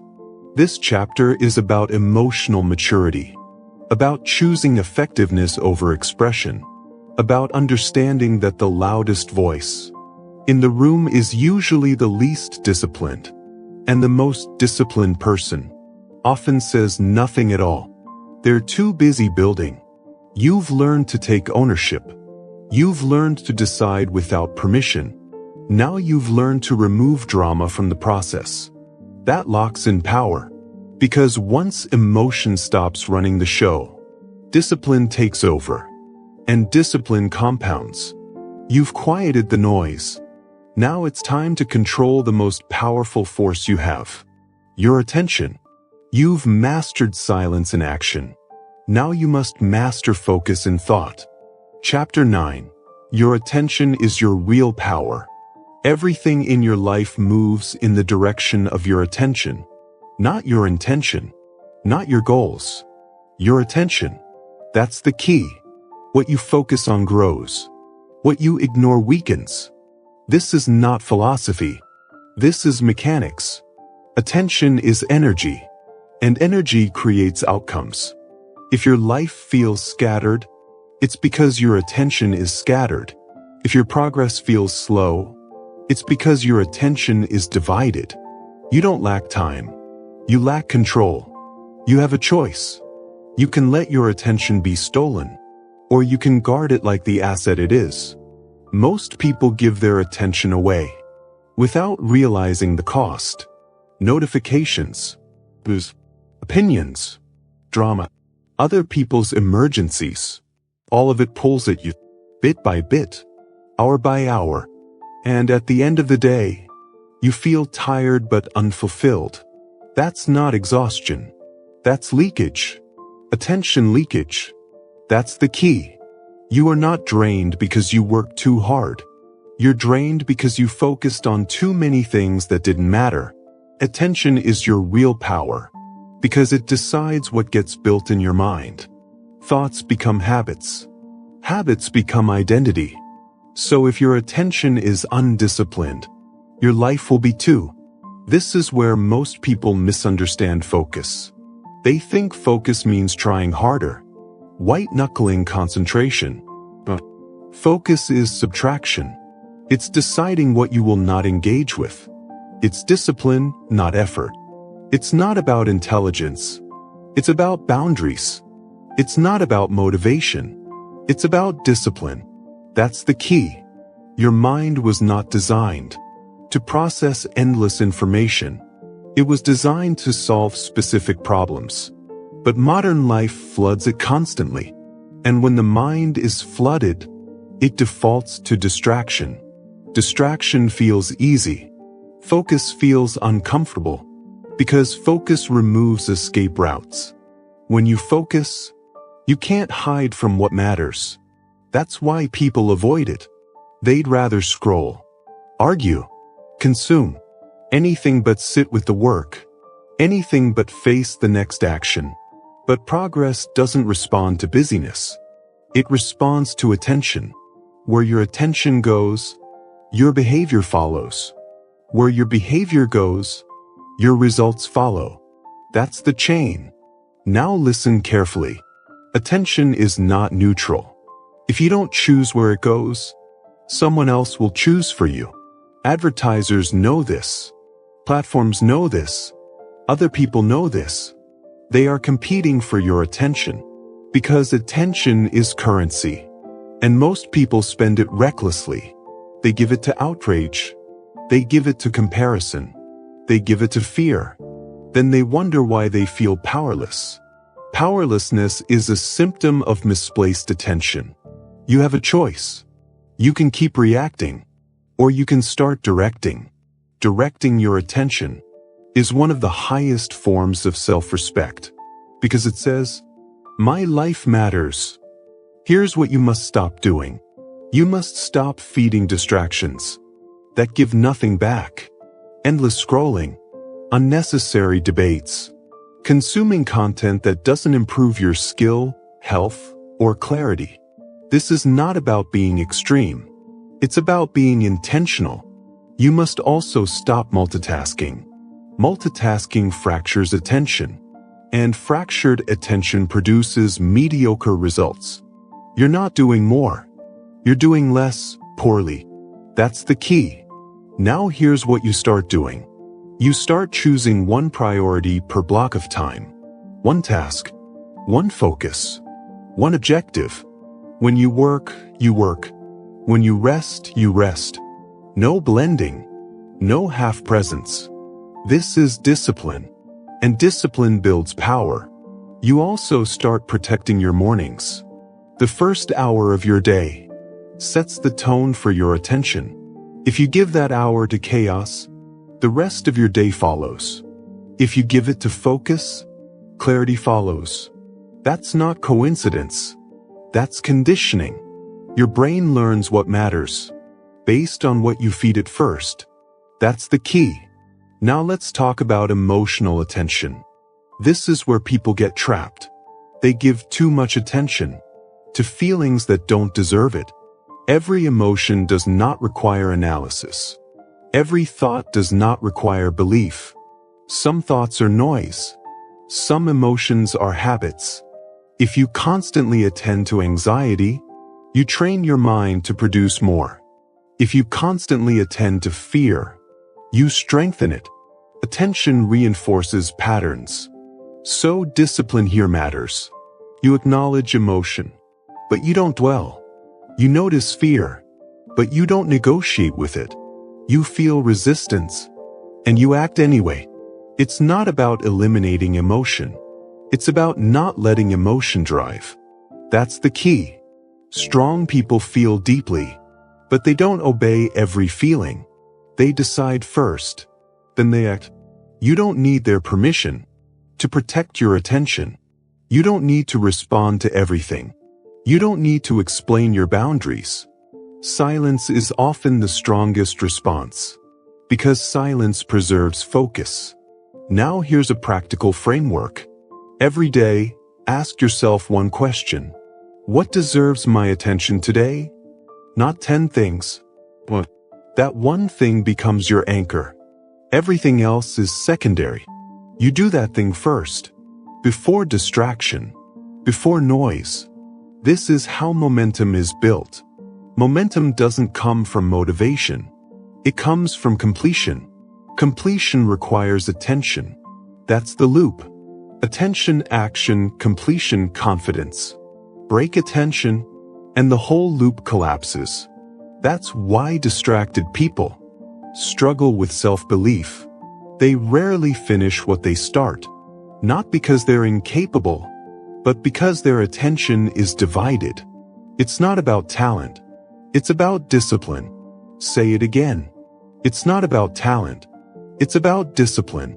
Now understand this. Focus will feel uncomfortable at first, because your brain is used to stimulation. Silence will feel empty. Boredom will surface. That's not a problem. That's withdrawal. You're withdrawing from distraction. Stay with it. On the other side of boredom is clarity. On the other side of clarity is power. Most people never reach that side because they quit too early. You don't. You choose discipline. You have a choice. You can keep letting your attention scatter, or you can concentrate it like a laser. Lasers cut through steel because their energy is focused. Your life works the same way. Scattered energy warms things slightly. Focused energy transforms. That's the key. As you master attention, something interesting happens. Your reactions slow down. Your decisions sharpen. Your confidence stabilizes. Because you're no longer pulled in every direction. You're anchored. And anchored people are hard to shake. This chapter locks in control. Control over what you think about. Control over what you engage with. Control over what you build. That control is freedom. Not freedom to do anything. Freedom to do what matters. You've learned to quiet drama. Now you've learned to direct focus. The solution-first mindset demands this level of discipline because solutions require sustained attention. Problems scream. Solutions whisper. You must listen deliberately. You've claimed your attention. Now it's time to apply it under pressure, because pressure reveals whether discipline is real. You've mastered focus in calm moments. Now you'll learn to maintain it when things get hard. That's the next level. You're no longer distracted. Now you must become resilient. You've taken back your power. Now it's time to test it. Detach emotion, increase intelligence. Most people believe emotion makes them human. That emotion gives depth, meaning, truth. That belief is why they make weak decisions. Emotion is information, but emotion is not leadership. That's the key. When emotion runs the mind, intelligence shuts down. When emotion runs the moment, logic leaves the room. You've seen this before. Arguments you regret. Messages you shouldn't have sent. Decisions made in anger, fear, excitement, or desperation. The cost always comes later. Emotion feels urgent. Intelligence is patient. Emotion wants relief now. Intelligence plays the long game. You have a choice. You can react emotionally, or you can respond intelligently. This chapter is about separating those two. Because clarity is not a personality trait. It's a practice skill. And calm is not weakness. Calm is a competitive advantage. Say it again. Calm is a competitive advantage. Look at high performers. Elite leaders. People who operate under pressure. They feel emotion, but they don't obey it. They pause. They assess. They choose. That pause is everything. Most people skip it. They let emotion decide. Then they justify later. That's not strength. That's impulse. And impulse keeps people stuck. Here's the psychological truth. Strong emotion narrows perception. When you're angry, you see threats. When you're afraid, you see risk everywhere. When you're excited, you ignore consequences. Emotion collapses options. Intelligence expands them. That's the key. If you want better outcomes, you don't need stronger feelings. You need cleaner thinking. Now let's be clear. Detaching emotion does not mean becoming cold. It means becoming precise. It means you stop letting temporary feelings make permanent decisions. This is where discipline enters. It's not about the emotion. It's about discipline. Say it. It's not about the emotion. It's about discipline. Most people think their emotions are uncontrollable. That's not true. Emotions arise automatically, but behavior is chosen. You don't choose the feeling. You choose the response. That's the line. And most people blur it. They say, I felt angry, so I reacted. You felt angry. Then you chose to react. You have a choice. Ownership starts here. Now let's talk about attachment. Emotional attachment clouds intelligence. Attachment to being right. Attachment to being liked. Attachment to comfort. Attachment to outcomes. When you're attached, you can't see clearly. You defend instead of evaluate. You argue instead of adjust. That's why calm people learn faster. They're not protecting their ego. They're protecting the outcome. Calm strips ego from the equation. That's the key. Here's what you must stop doing. Stop making decisions when you're emotionally charged. If you're angry, pause. If you're afraid, slow down. If you're overly excited, delay. Delay is not avoidance. Delay is strategy. You don't need their permission to take time before responding. Silence is often the smartest move. Stop explaining yourself in emotional moments. Explanations given under emotion are usually defenses, and defenses weaken your position. Now here's what you start doing. You build a habit of emotional separation. When emotion spikes, you label it. This is anger. This is fear. This is excitement. Labeling creates distance. Distance restores intelligence. That's not theory. That's neuroscience. When you name the emotion, you activate the rational part of the brain. That's the key. Next, you ask one question. What is the intelligent move here? Not the emotional move. Not the satisfying move. The intelligent move. Sometimes the intelligent move is action. Sometimes it's restraint.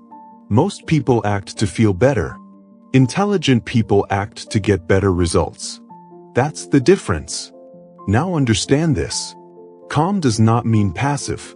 Calm can be decisive, direct, but it is controlled. Emotion shouts. Intelligence speaks quietly. Emotion wants to win the moment. Intelligence wants to win the situation.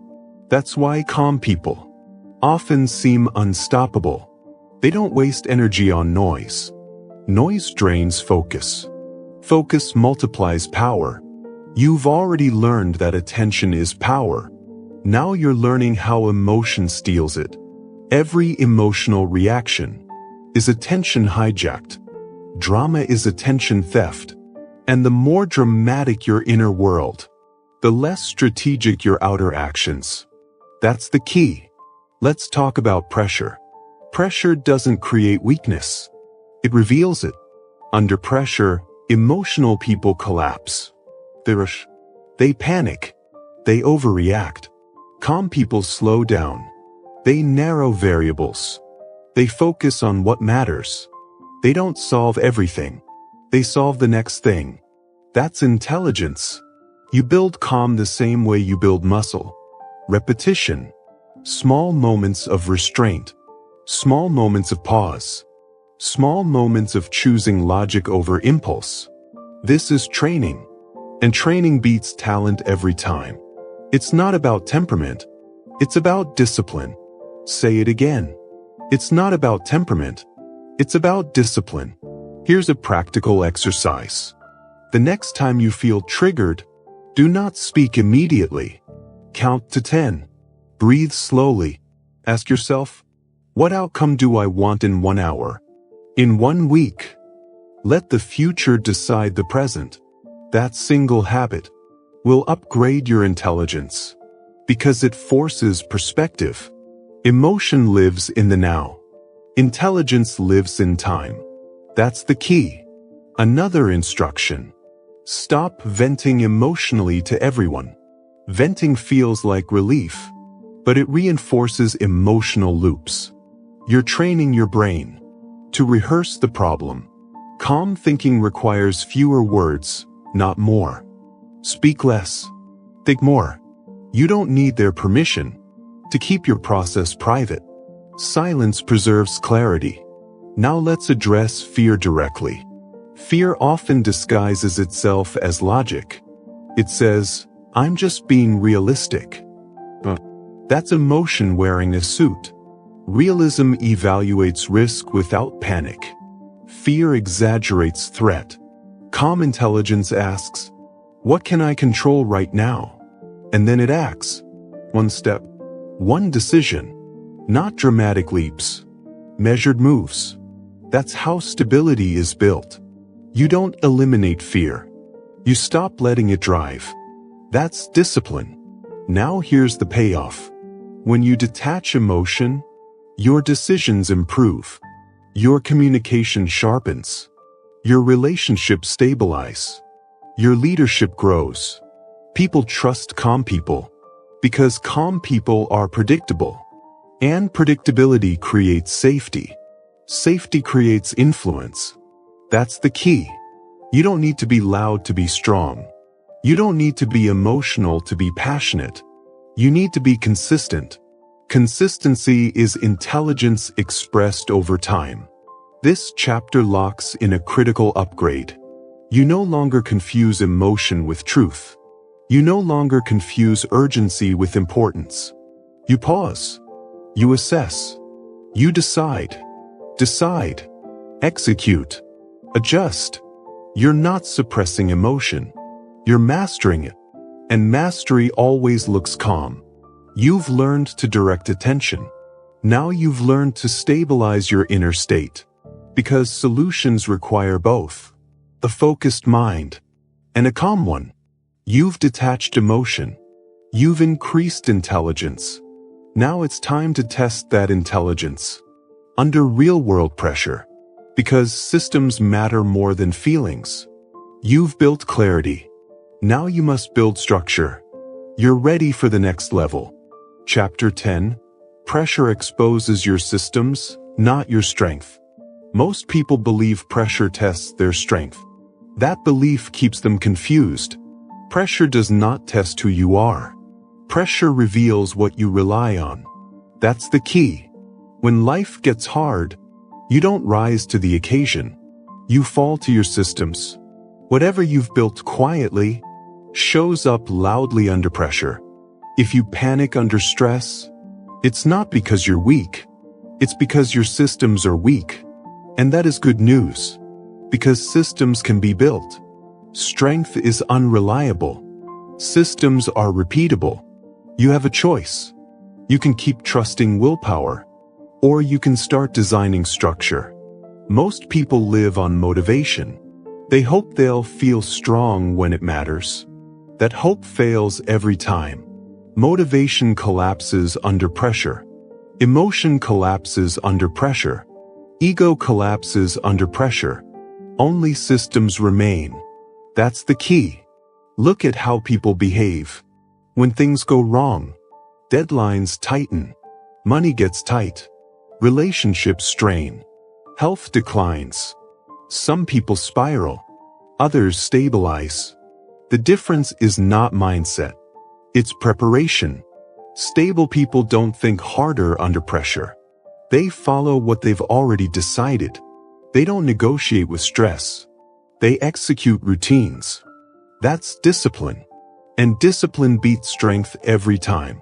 Say it clearly. It's not about strength. It's about discipline. Pressure removes options. That's why it's uncomfortable.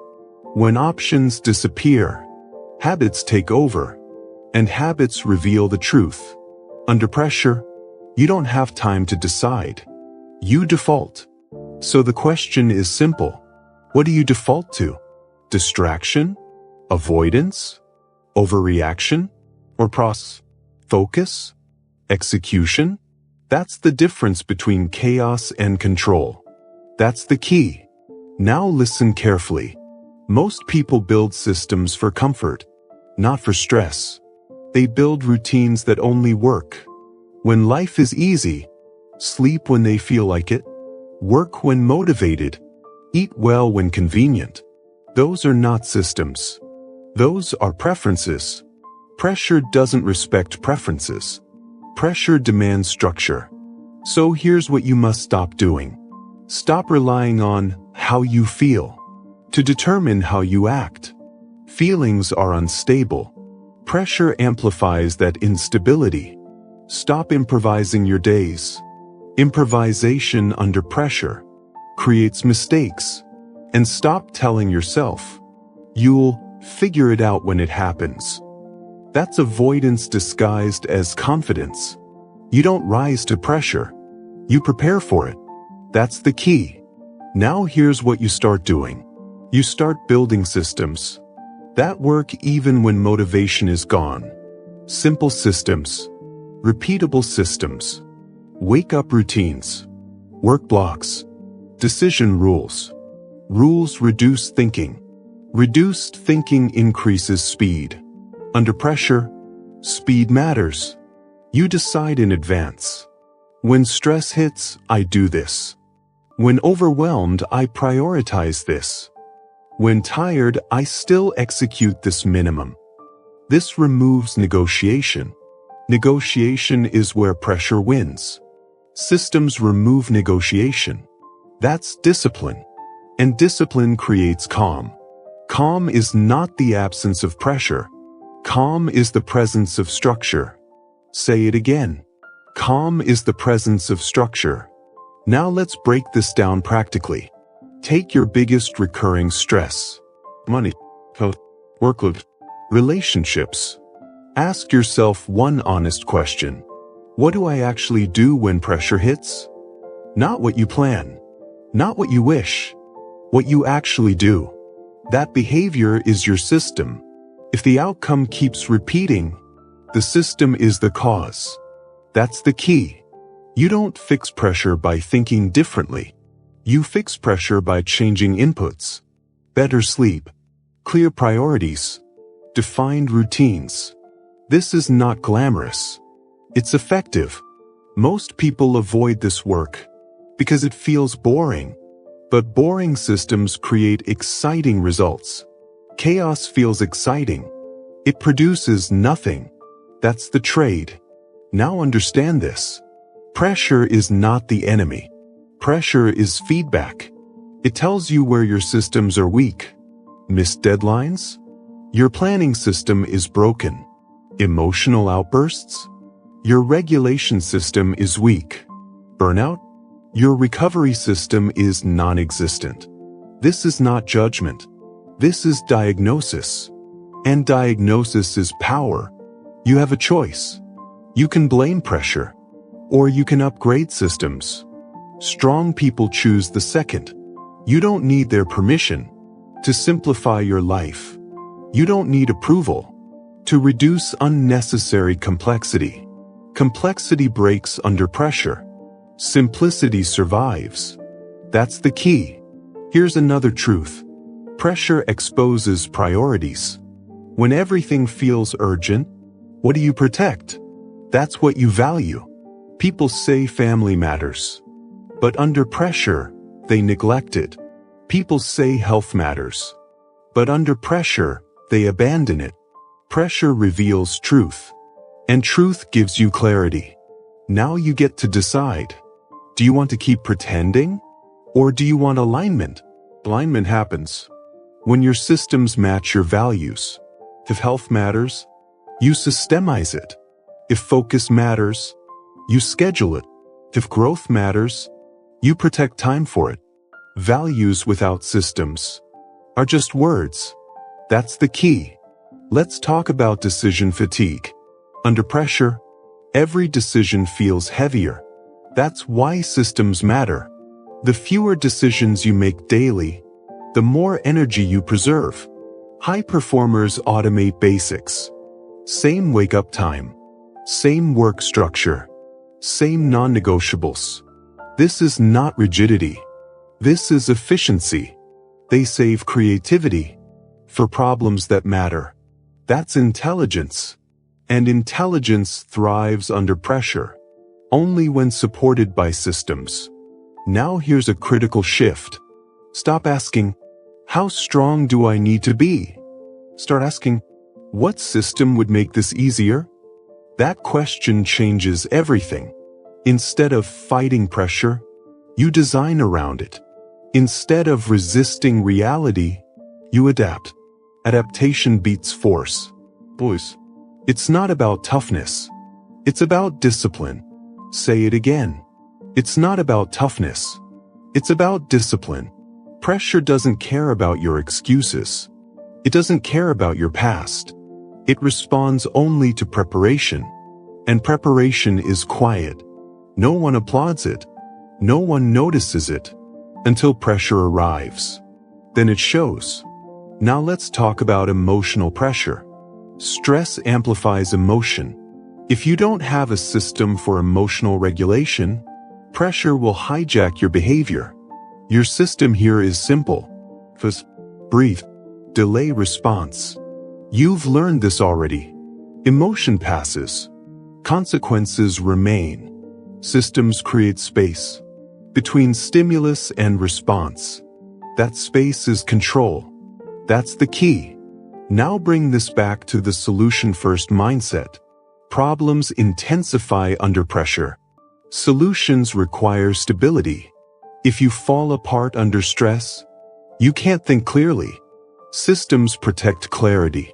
Clarity protects solutions. This is the chain. Systems, stability, clarity, solutions. break the system, and the chain collapses. That's why pressure feels overwhelming. Not because it's too much, but because your structure is too weak. And again, that's good news. Because you can build structure. Starting now. One routine. One rule. One non-negotiable. You don't overhaul your life. You stabilize it. Stability comes first. Growth comes after. That's the key.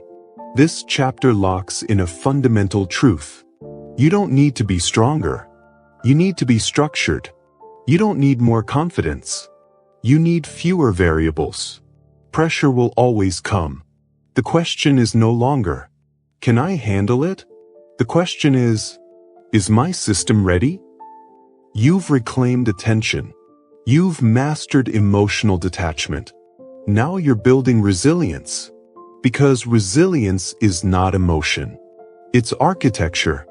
You've learned what pressure really exposes. Now it's time to learn how silence multiplies your power. Because not everything needs a response. And restraint is the next level of discipline. You've stabilized under pressure. Now you learn to conserve energy. Chapter 11. The Discipline of Silence. Silence is not emptiness. Silence is power. Most people mistake noise for productivity. They think talking, reacting, explaining, defending, or justifying is action. It is not. It is distraction. That's the key. Silence does not mean inaction. Silence is control. Silence is awareness. Silence is discipline in its purest form. Look around you. Notice who thrives. Notice who burns out. The difference is rarely talent. The difference is restraint. The people who win most consistently do less talking and more doing. They absorb the pressure. They observe. They plan. They execute quietly. You have a choice. You can join the noise, or you can master silence. Here's the truth. Every word you speak carries energy. Every reaction you give carries power. Every emotional response you show shapes perception. Most people waste it. They react to insults. They explain themselves endlessly. They argue with every minor irritation. They allow others to pull their focus. And in the process, they bleed power. Power is not taken. It is conserved. It is silent. It is deliberate. That's the key. Silence is not passive. It is active. It is a strategy. When you refuse to react emotionally, you regain control. When you refuse to speak unnecessarily, you preserve influence. When you refuse to argue over every detail, you maintain energy for what actually matters. That's discipline. Most people confuse noise with courage. They believe expressing everything shows strength. It does not. It shows vulnerability disguised as pride. The truth is different. Real courage whispers. Real courage waits. Real courage executes without announcement. Say it again. Real courage executes without announcement. Now listen carefully. Silence trains the mind. When you reduce noise, the mind expands. Thoughts become sharper. Decisions become clearer. Strategy becomes visible. Noise clouds judgment. Emotion overrides reason. Impulse replaces insight. You have a choice. You can continue living in distraction, or you can embrace silence. Now, what must you stop doing? Stop explaining yourself to everyone. Stop justifying your choices. Stop defending your position. Stop reacting to every opinion, insult, or criticism. Stop leaking energy. Stop giving your power away. That's the key. Instead, start doing this. Pause before responding. Observe before acting. Think before speaking. Execute without announcing. Silence is your ally. Silence is your teacher. Silence is your weapon. Let's break down why this works. When you speak less, people listen more. When you react less, situations stabilize. When you hold your energy, influence increases. Silence creates anticipation. It forces others to engage with your ideas, not your emotions. It forces respect, not debate. Most people never learn this. They mistake volume for impact. They confuse constant commentary with leadership. It's not leadership. It's noise. That's the key.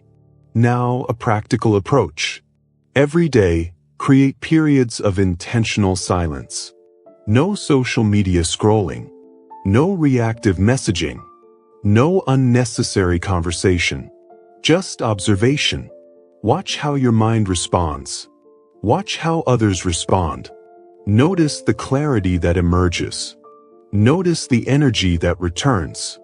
This is discipline. This is growth. This is mastery. You have a choice. You can surrender to distraction, or you can reclaim focus. Silence also exposes truth. When you stop talking, you notice patterns. You notice behaviors. You notice opportunities. You notice your own weaknesses and strengths. Most people avoid this truth. They fill the space with noise. They talk to avoid self-reflection. They argue to avoid responsibility. You do not need to do that. You do not need permission. You do not need validation. Silence is enough. Observation is enough. Presence is enough. Now, repetition is critical here. Remember, quiet progress beats loud stress. Say it. Live it. Every time you feel the urge to react, pause. Every time you feel the urge to explain, pause. Every time you feel the urge to defend, pause. Use that pause to decide. Does this serve my purpose? Does this advance my goals? Does this preserve my energy? If not, remain silent.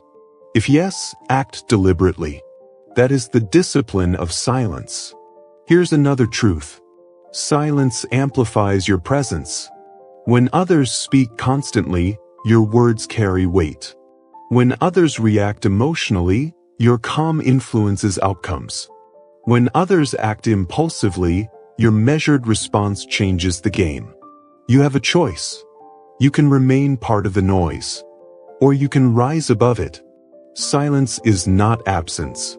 It is strategic presence. Now let's integrate this into life. Start with 3 domains. Communication. Speak only when it adds value. Stop reacting to every comment, every message, every gossip. Preserve words like currency. Decision-making. Stop over-explaining choices. Make decisions swiftly. Implement silently. Adjust quietly. Emotion. Stop releasing every frustration immediately. Contain emotion. Reflect. Act from calm, not reaction. Do these consistently, and watch life change. People respect boundaries without explanation. Your energy multiplies. Your clarity increases. Here's the repetition phrase. Relief is not progress. Silence is. Say it aloud. Let it guide your choices. Now understand one more thing. Silence does not equal loneliness. It equals mastery. It equals control. It equals readiness. When pressure comes, silence is your armor. When challenges come, silence is your strategy. When opportunities appear, silence is your advantage. Most people are unprepared. They panic. They shout. They react. You have a choice. You don't need chaos to act. You don't need emotion to decide. You don't need permission to move. Discipline moves quietly. Progress accumulates quietly. Results manifest quietly. That is the principle. That is the truth. Now, reinforce this in practice. Tomorrow, find a 60-minute window of deliberate silence. Observe. Plan. Do not speak without purpose. Do not scroll without intention. Do not react without strategy. Notice how energy returns. Notice how clarity sharpens. Notice how influence strengthens. This is your training ground. This is your laboratory. This is where power is built. Say it again. Quiet progress beats loud stress. Let this become your mantra. And here is the ultimate takeaway. Silence is not weakness. Silence is strength. Silence is choice. Silence is power. You've built identity. You've stabilized under pressure. Now you build strategic restraint. Discipline is doing what others cannot. Often that means saying nothing. Often that means waiting. Often that means observing and acting only when it matters. That is the discipline of silence. Remember this. Energy is your most valuable asset. Words are energy. Emotion is energy. Time is energy. Protect it fiercely. Invest it wisely. Do not squander it on noise. Silence consolidates. Silence multiplies. Silence preserves. Say it once more. Quiet progress beats loud stress. And finally, bridge to what comes next. You've learned restraint. You've learned calm. You've learned to conserve energy. Now it's time to convert that energy into unstoppable execution. Momentum is more powerful than motivation.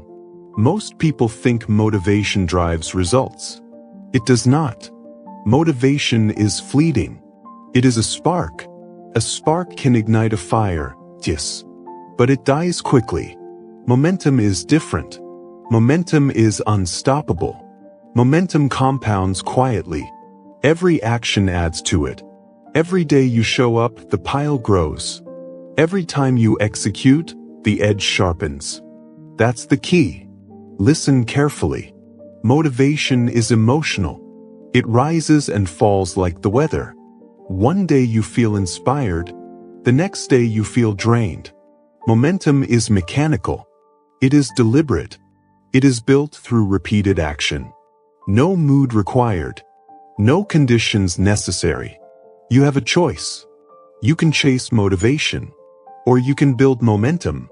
Here's the problem. Most people wait for motivation. They wait for the right feeling. They wait for the perfect day. They wait for inspiration to arrive.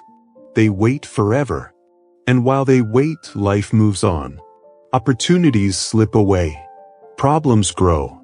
Confidence erodes. That's the trap. Momentum, on the other hand, does not wait. Momentum responds. Momentum begins with a small action. And then it repeats. And then it compounds. Think of it like rolling a stone down a hill. The first push is hard. You sweat. You struggle. But once it starts, it moves faster. It gains force. It becomes unstoppable. That is how life works. Action breeds action. Execution breeds clarity. Consistency breeds results. Say it aloud. Consistency beats intensity. Let that sink in. Now, let's analyze why momentum is stronger than motivation. Motivation depends on external factors. Energy from a speech. Excitement from a video. Approval from others. All outside sources. Momentum depends on internal systems. Rituals. Habits. Daily commitments. No one else required. Motivation gives a rush. Momentum gives a structure. Motivation fades. Momentum compounds. That's the difference. Now, what must you stop doing? Stop waiting to feel like it. Stop relying on bursts of energy. Stop believing that a single inspiration will carry you. Stop trusting the temporary. Instead, start building momentum. Begin with the smallest possible action. Small enough to be unavoidable. Impossible to procrastinate. Write one sentence if you want to write a book. Do one push-up if you want to be fit. Send one email if you want to build a business. Do it today. Do it now. Then tomorrow, do it again. Then the next day. Then repeat. Every repetition is a vote for momentum. Every repetition compounds your power. Let's make this tangible. Momentum works in 3 stages. 1. Start small. The first step is the hardest. It is easy to overcomplicate. Forget big goals. Focus on one small action. Just one. 2. Repeat daily. The second step is the secret. Frequency beats intensity. It is not how much you do once. It is how often you do it. Consistency beats intensity. 3. Stack actions. The third step is compounding. Once one action becomes habit, add another. Stack it daily. Momentum grows exponentially. It feeds itself. This is how ordinary people become extraordinary. Not through motivation, through momentum. Now, let's talk about psychology. Why does momentum work better than motivation? Because the brain loves consistency. It resists change but rewards repetition. Every repeated action strengthens neural pathways. Habits form. Systems form. Identity begins to shift. Identity follows momentum. When you act consistently, you start thinking like someone who acts consistently. You stop waiting. You start doing. That's the key. Now, another critical point. Momentum beats motivation because it ignores feelings. You will not always feel ready. You will not always feel inspired. You will not always want to act. That's irrelevant. Momentum ignores mood. Momentum is behavior-driven. Momentum compounds silently. Say it again. Consistency beats intensity. Repeat this to yourself whenever you feel lazy, tired, or unsure. Momentum does not negotiate. Momentum does not care how you feel. Momentum only rewards persistence. Now, a practical exercise. Pick one area of life you want to improve. It can be fitness, business, learning. Do one small thing today toward that goal. No excuses. No waiting for motivation. Do it again tomorrow. Do it again the next day. Do not miss a day. Keep stacking small actions.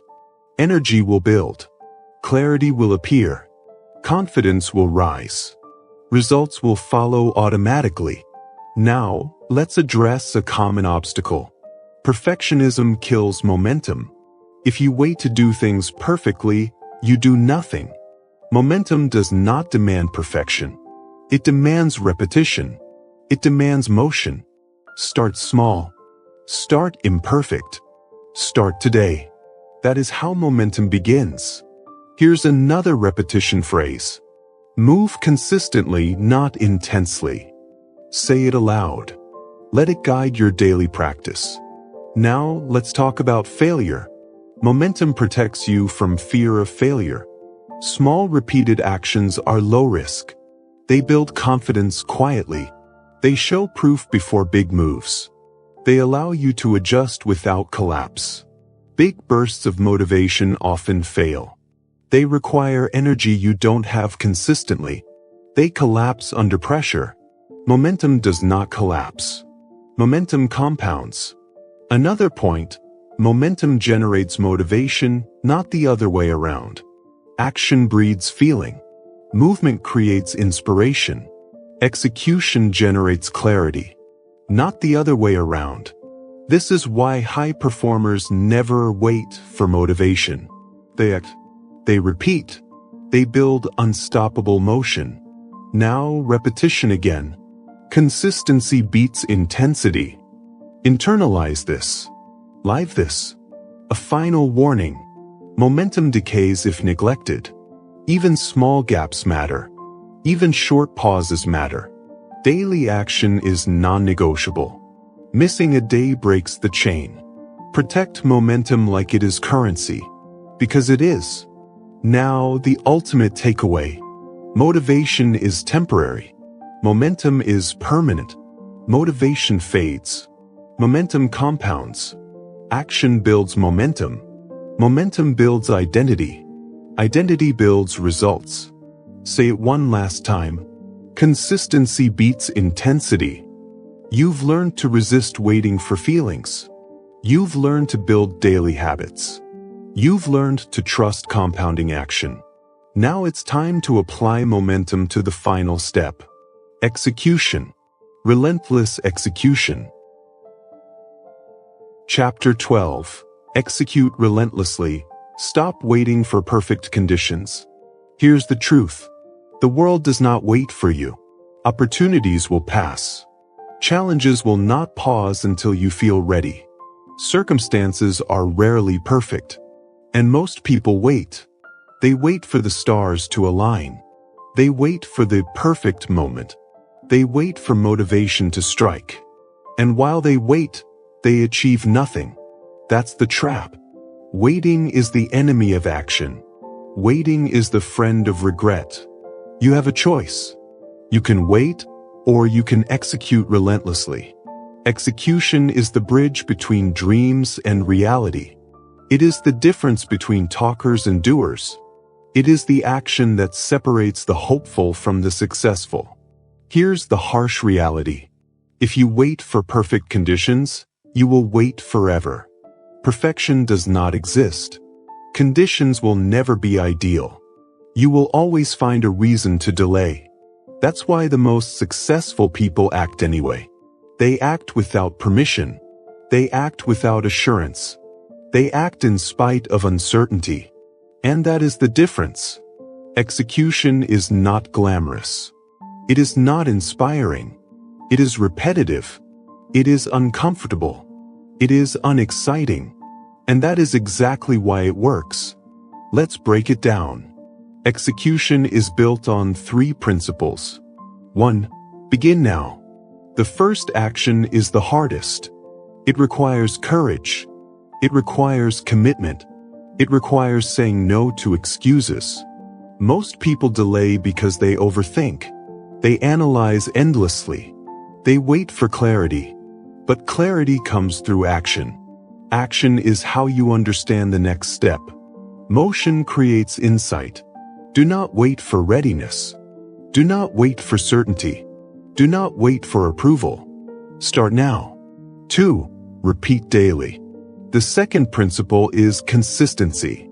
Execution is not one big effort. It is hundreds of small, relentless actions stacked daily. You do not need inspiration. You need repetition. Repetition builds momentum. Momentum builds results. The brain rewards repeated action. It strengthens habits. It rewires identity. You begin to see yourself as someone who acts, someone who executes, someone who delivers. And that identity compounds. It compounds quietly.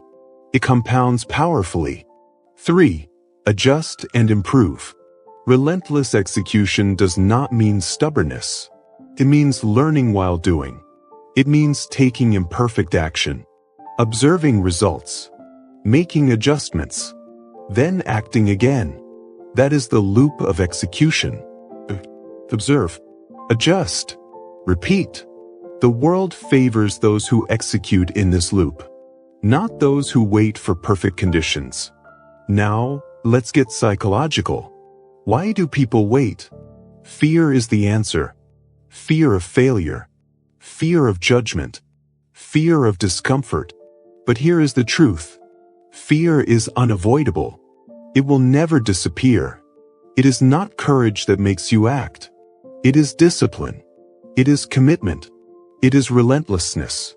Courage is a spark. Discipline is a system. And execution relies on systems, not sparks. Let me be clear. You do not need to feel ready. You do not need external validation. You do not need permission. You need to act. Now, what must you stop doing? Stop rationalizing delay. Stop waiting for clarity. Stop depending on motivation. Stop thinking that conditions must be perfect. All those thoughts are excuses. They are illusions that disguise inaction. And they steal your life silently. Instead, start executing relentlessly. Take one action today, no matter how small. no matter how imperfect, no matter how uncomfortable. Then take another tomorrow, then the next day. Keep stacking actions. Keep building momentum. Keep adjusting and improving. That is how you create results. That is how you take control. Let's address perfectionism. Perfectionism kills execution. If you wait to do it perfectly, you do nothing. The enemy of progress is delay disguised as preparation. The enemy of action is overthinking dressed as planning. Perfect conditions never exist. The only conditions you control are your actions. Focus there. Act there. Here's a repetition phrase. Progress beats perfection. Repeat it. Internalize it. Live it. Another truth, execution builds confidence. The first time you act despite fear, you gain proof. The second time, you gain momentum. The third time, you gain identity. Action builds courage. Action builds clarity.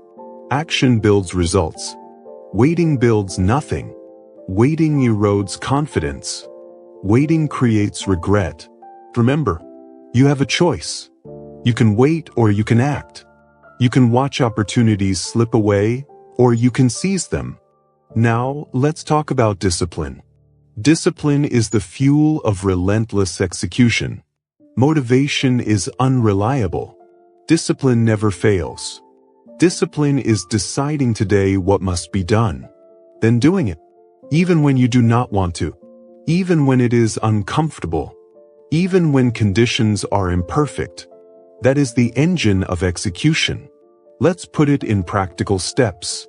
Step 1. Identify the most important action you can take today. Step 2. Do it now. Step 3. Repeat tomorrow. Step 4. Observe results. Step 5. Adjust. Step 6. Repeat relentlessly. Do not skip steps. Do not wait. Do not negotiate. Execution is ruthless. And that is why it works. Here's another repetition phrase. Decide. Adjust. Repeat. Say it aloud. Let it guide your actions. Let it anchor your discipline. Now, consider the cost of delay. Every day you wait, you lose leverage. Opportunities decay. Ideas lose relevance. Energy fades. Time marches on. Delay is the silent killer of success. Action is the cure. No one remembers those who waited. The world remembers the ones who executed. The world rewards those who act relentlessly. The world follows those who deliver results. So, stop waiting. Stop rationalizing. Stop planning endlessly. Stop asking for perfect conditions. Start now. Start small. Start imperfect. Start disciplined. Start relentless. Action creates momentum. Momentum creates identity. Identity creates results. Relentless execution is the ultimate leverage. It amplifies everything you do. It exposes the weak. It rewards the strong. You are either executing or you are waiting. There is no middle ground. There is no excuse that will save you. There is only action. Now, the final insight. Perfect conditions do not exist. You do not need to feel ready. You do not need permission. You do not need inspiration. What you need is discipline. What you need is momentum. What you need is relentless execution. Start now. Act today. Repeat tomorrow. Adjust continuously. Never stop. The world will not wait. Your goals will not wait. Your dreams will not wait. Decide to execute. Decide to act relentlessly. Decide to stop waiting. And that is how results are created. You've conquered hesitation. You've built momentum. You've learned that waiting is failure. Now it's time to take the final step in this journey. You are ready for your life of unstoppable action. This is your moment. No conditions. No excuses. No waiting. Execute relentlessly. You've learned the mindset. You've learned the habits. You've learned the system. Now it is time to live it daily. This is how transformation becomes reality. The world rewards action. The world rewards discipline. The world rewards relentless execution. You do not wait. You do not hesitate. You do not delay. You act. You execute. You deliver. And that is how you win. Chapter 13: The Solution First Rule for Life. Here's the truth. Life does not wait for clarity. Life does not wait for permission. Life does not wait for you to feel ready. Every situation, every problem, every challenge has one rule. What works next? That is the solution first rule. Not analysis. Not debate. Not complaining. Action. Solution. Forward movement. It is deceptively simple. Yet few people follow it. Most people freeze. They overthink. They look backward instead of forward. They ask the wrong question. Why is this happening to me? Instead, the question that matters is, what works next? And here is the key. Once you adopt the solution first rule, complexity disappears. Pressure diminishes. Confusion becomes clarity. You have a choice. You can stay stuck in problem mode, reacting emotionally, spinning mentally. Or you can switch to solution first mode and take control. That's the key. Let's break it down. 1. Stop reacting, start deciding. Most people respond to life like it is a storm they cannot navigate. They react emotionally. They vent. They complain. They wait for someone else to fix it. All of that is wasted energy. All of that keeps you powerless. Decide to focus on solutions first.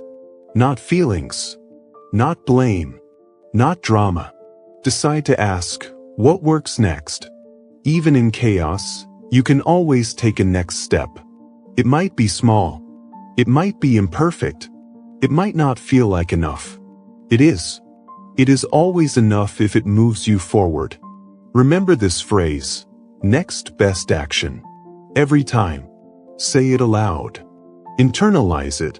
Live it. 2. One step solves the next step. Life is not solved in giant leaps. It is solved one step at a time. Small solutions build momentum. Small actions shift the trajectory of your life. Think about it. If you tackle only the biggest, most overwhelming part of a problem, you will often stall. You will overthink. You will procrastinate. Instead, focus on what works next. The very next thing you can do. The step that is actionable right now. And then the next one. And the next. The solution-first mindset compounds. Momentum builds. Confidence grows. Problems shrink. Repeat after me, next best action. Every time. 3. Discipline overrides doubt. Here is the unspoken truth. You will feel fear. You will feel uncertainty. You will feel doubt.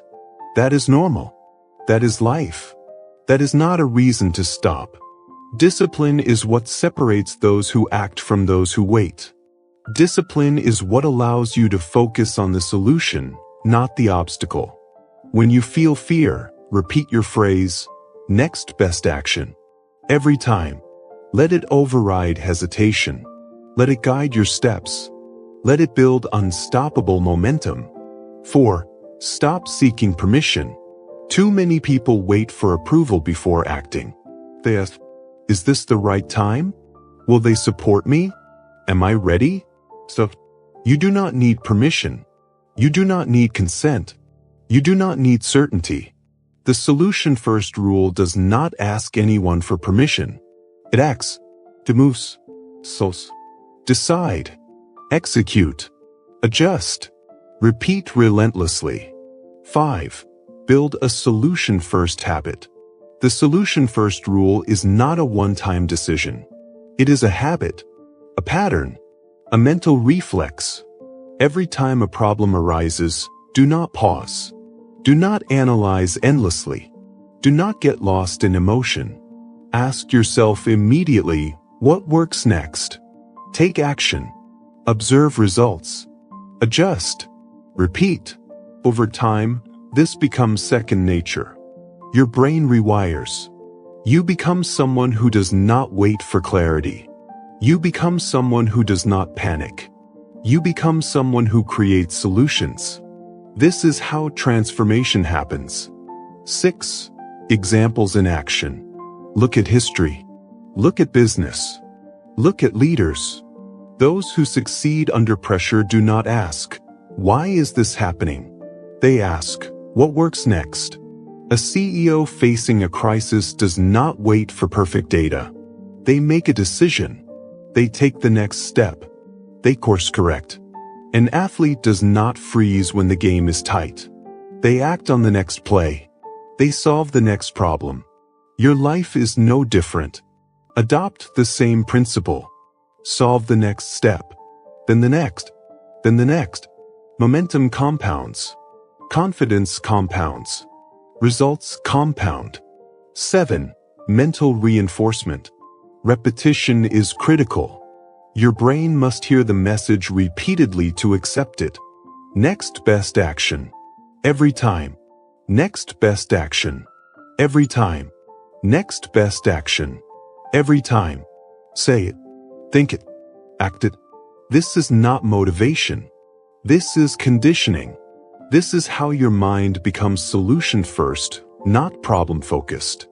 8. Stop living in reaction mode. Reaction keeps you trapped. Reaction is emotional. Reaction is short-term. Reaction solves nothing. Solution-first thinking is proactive. It is strategic. It is forward-focused. You can always choose the next step. You can always act. You can always move forward. Even when circumstances are chaotic. Even when life feels unfair. Even when obstacles seem impossible. Focus on the solution. Focus on the next action. Focus on progress, not perfection. 9. Discipline over distraction. Distractions will appear. Fear will appear. Doubt will appear. Do not let them stop you. Do not let them steal your focus. Solution-first thinking requires discipline. It requires ruthlessness with your attention. It requires acting despite discomfort. Every time you feel lost, repeat your mantra. Next best action. Every time. It will keep you moving. It will keep you solving. It will keep you winning. 10. The ultimate payoff. Here is the payoff. When you adopt the solution-first rule, life becomes simple. Decisions are easier. Stress diminishes. Momentum grows. You no longer get stuck in analysis. You no longer get paralyzed by uncertainty. You no longer wait for perfection. You become someone who acts. Someone who delivers. Someone who solves problems daily. That is how results are built. That is how life is mastered. Remember, next best action. Every time. Repeat it. Live it. Own it. No excuses. No hesitation. No waiting. Solutions come first. Action follows. Momentum compounds. You've learned the mindset. You've learned the habit. You've learned the system. Now it is time to live it daily. Every day. Every situation. Every challenge. Ask, what works next? Adjust. Repeat. This is the solution-first rule for life. It is simple. It is powerful. It is unstoppable. You do not wait. You do not hesitate. You do not overthink yourself. You act. You move forward. Momentum builds. Clarity follows. Results emerge. This is how winners live. This is how problems shrink. This is how life is conquered. Next best action. Every time. That is your rule. That is your system. That is your life. And this is your moment. Apply it. Live it. Master it. You now understand the difference between people who stay stuck and people who move forward no matter what. One group studies their problems. The other builds solutions. One group explains. The other executes. From this moment on, you do not analyze pain. You do not rehearse struggle. You do not give problems your identity. You ask one question, and one question only. What's the next solution-driven move? Then you act, even small, even imperfect, because solutions don't need permission. They need movement. Your challenge is simple. For the next 24 hours, do not discuss your problems. Only take solution-based action. That's how this mindset becomes permanent. That's how control returns to you. Now go build the solution.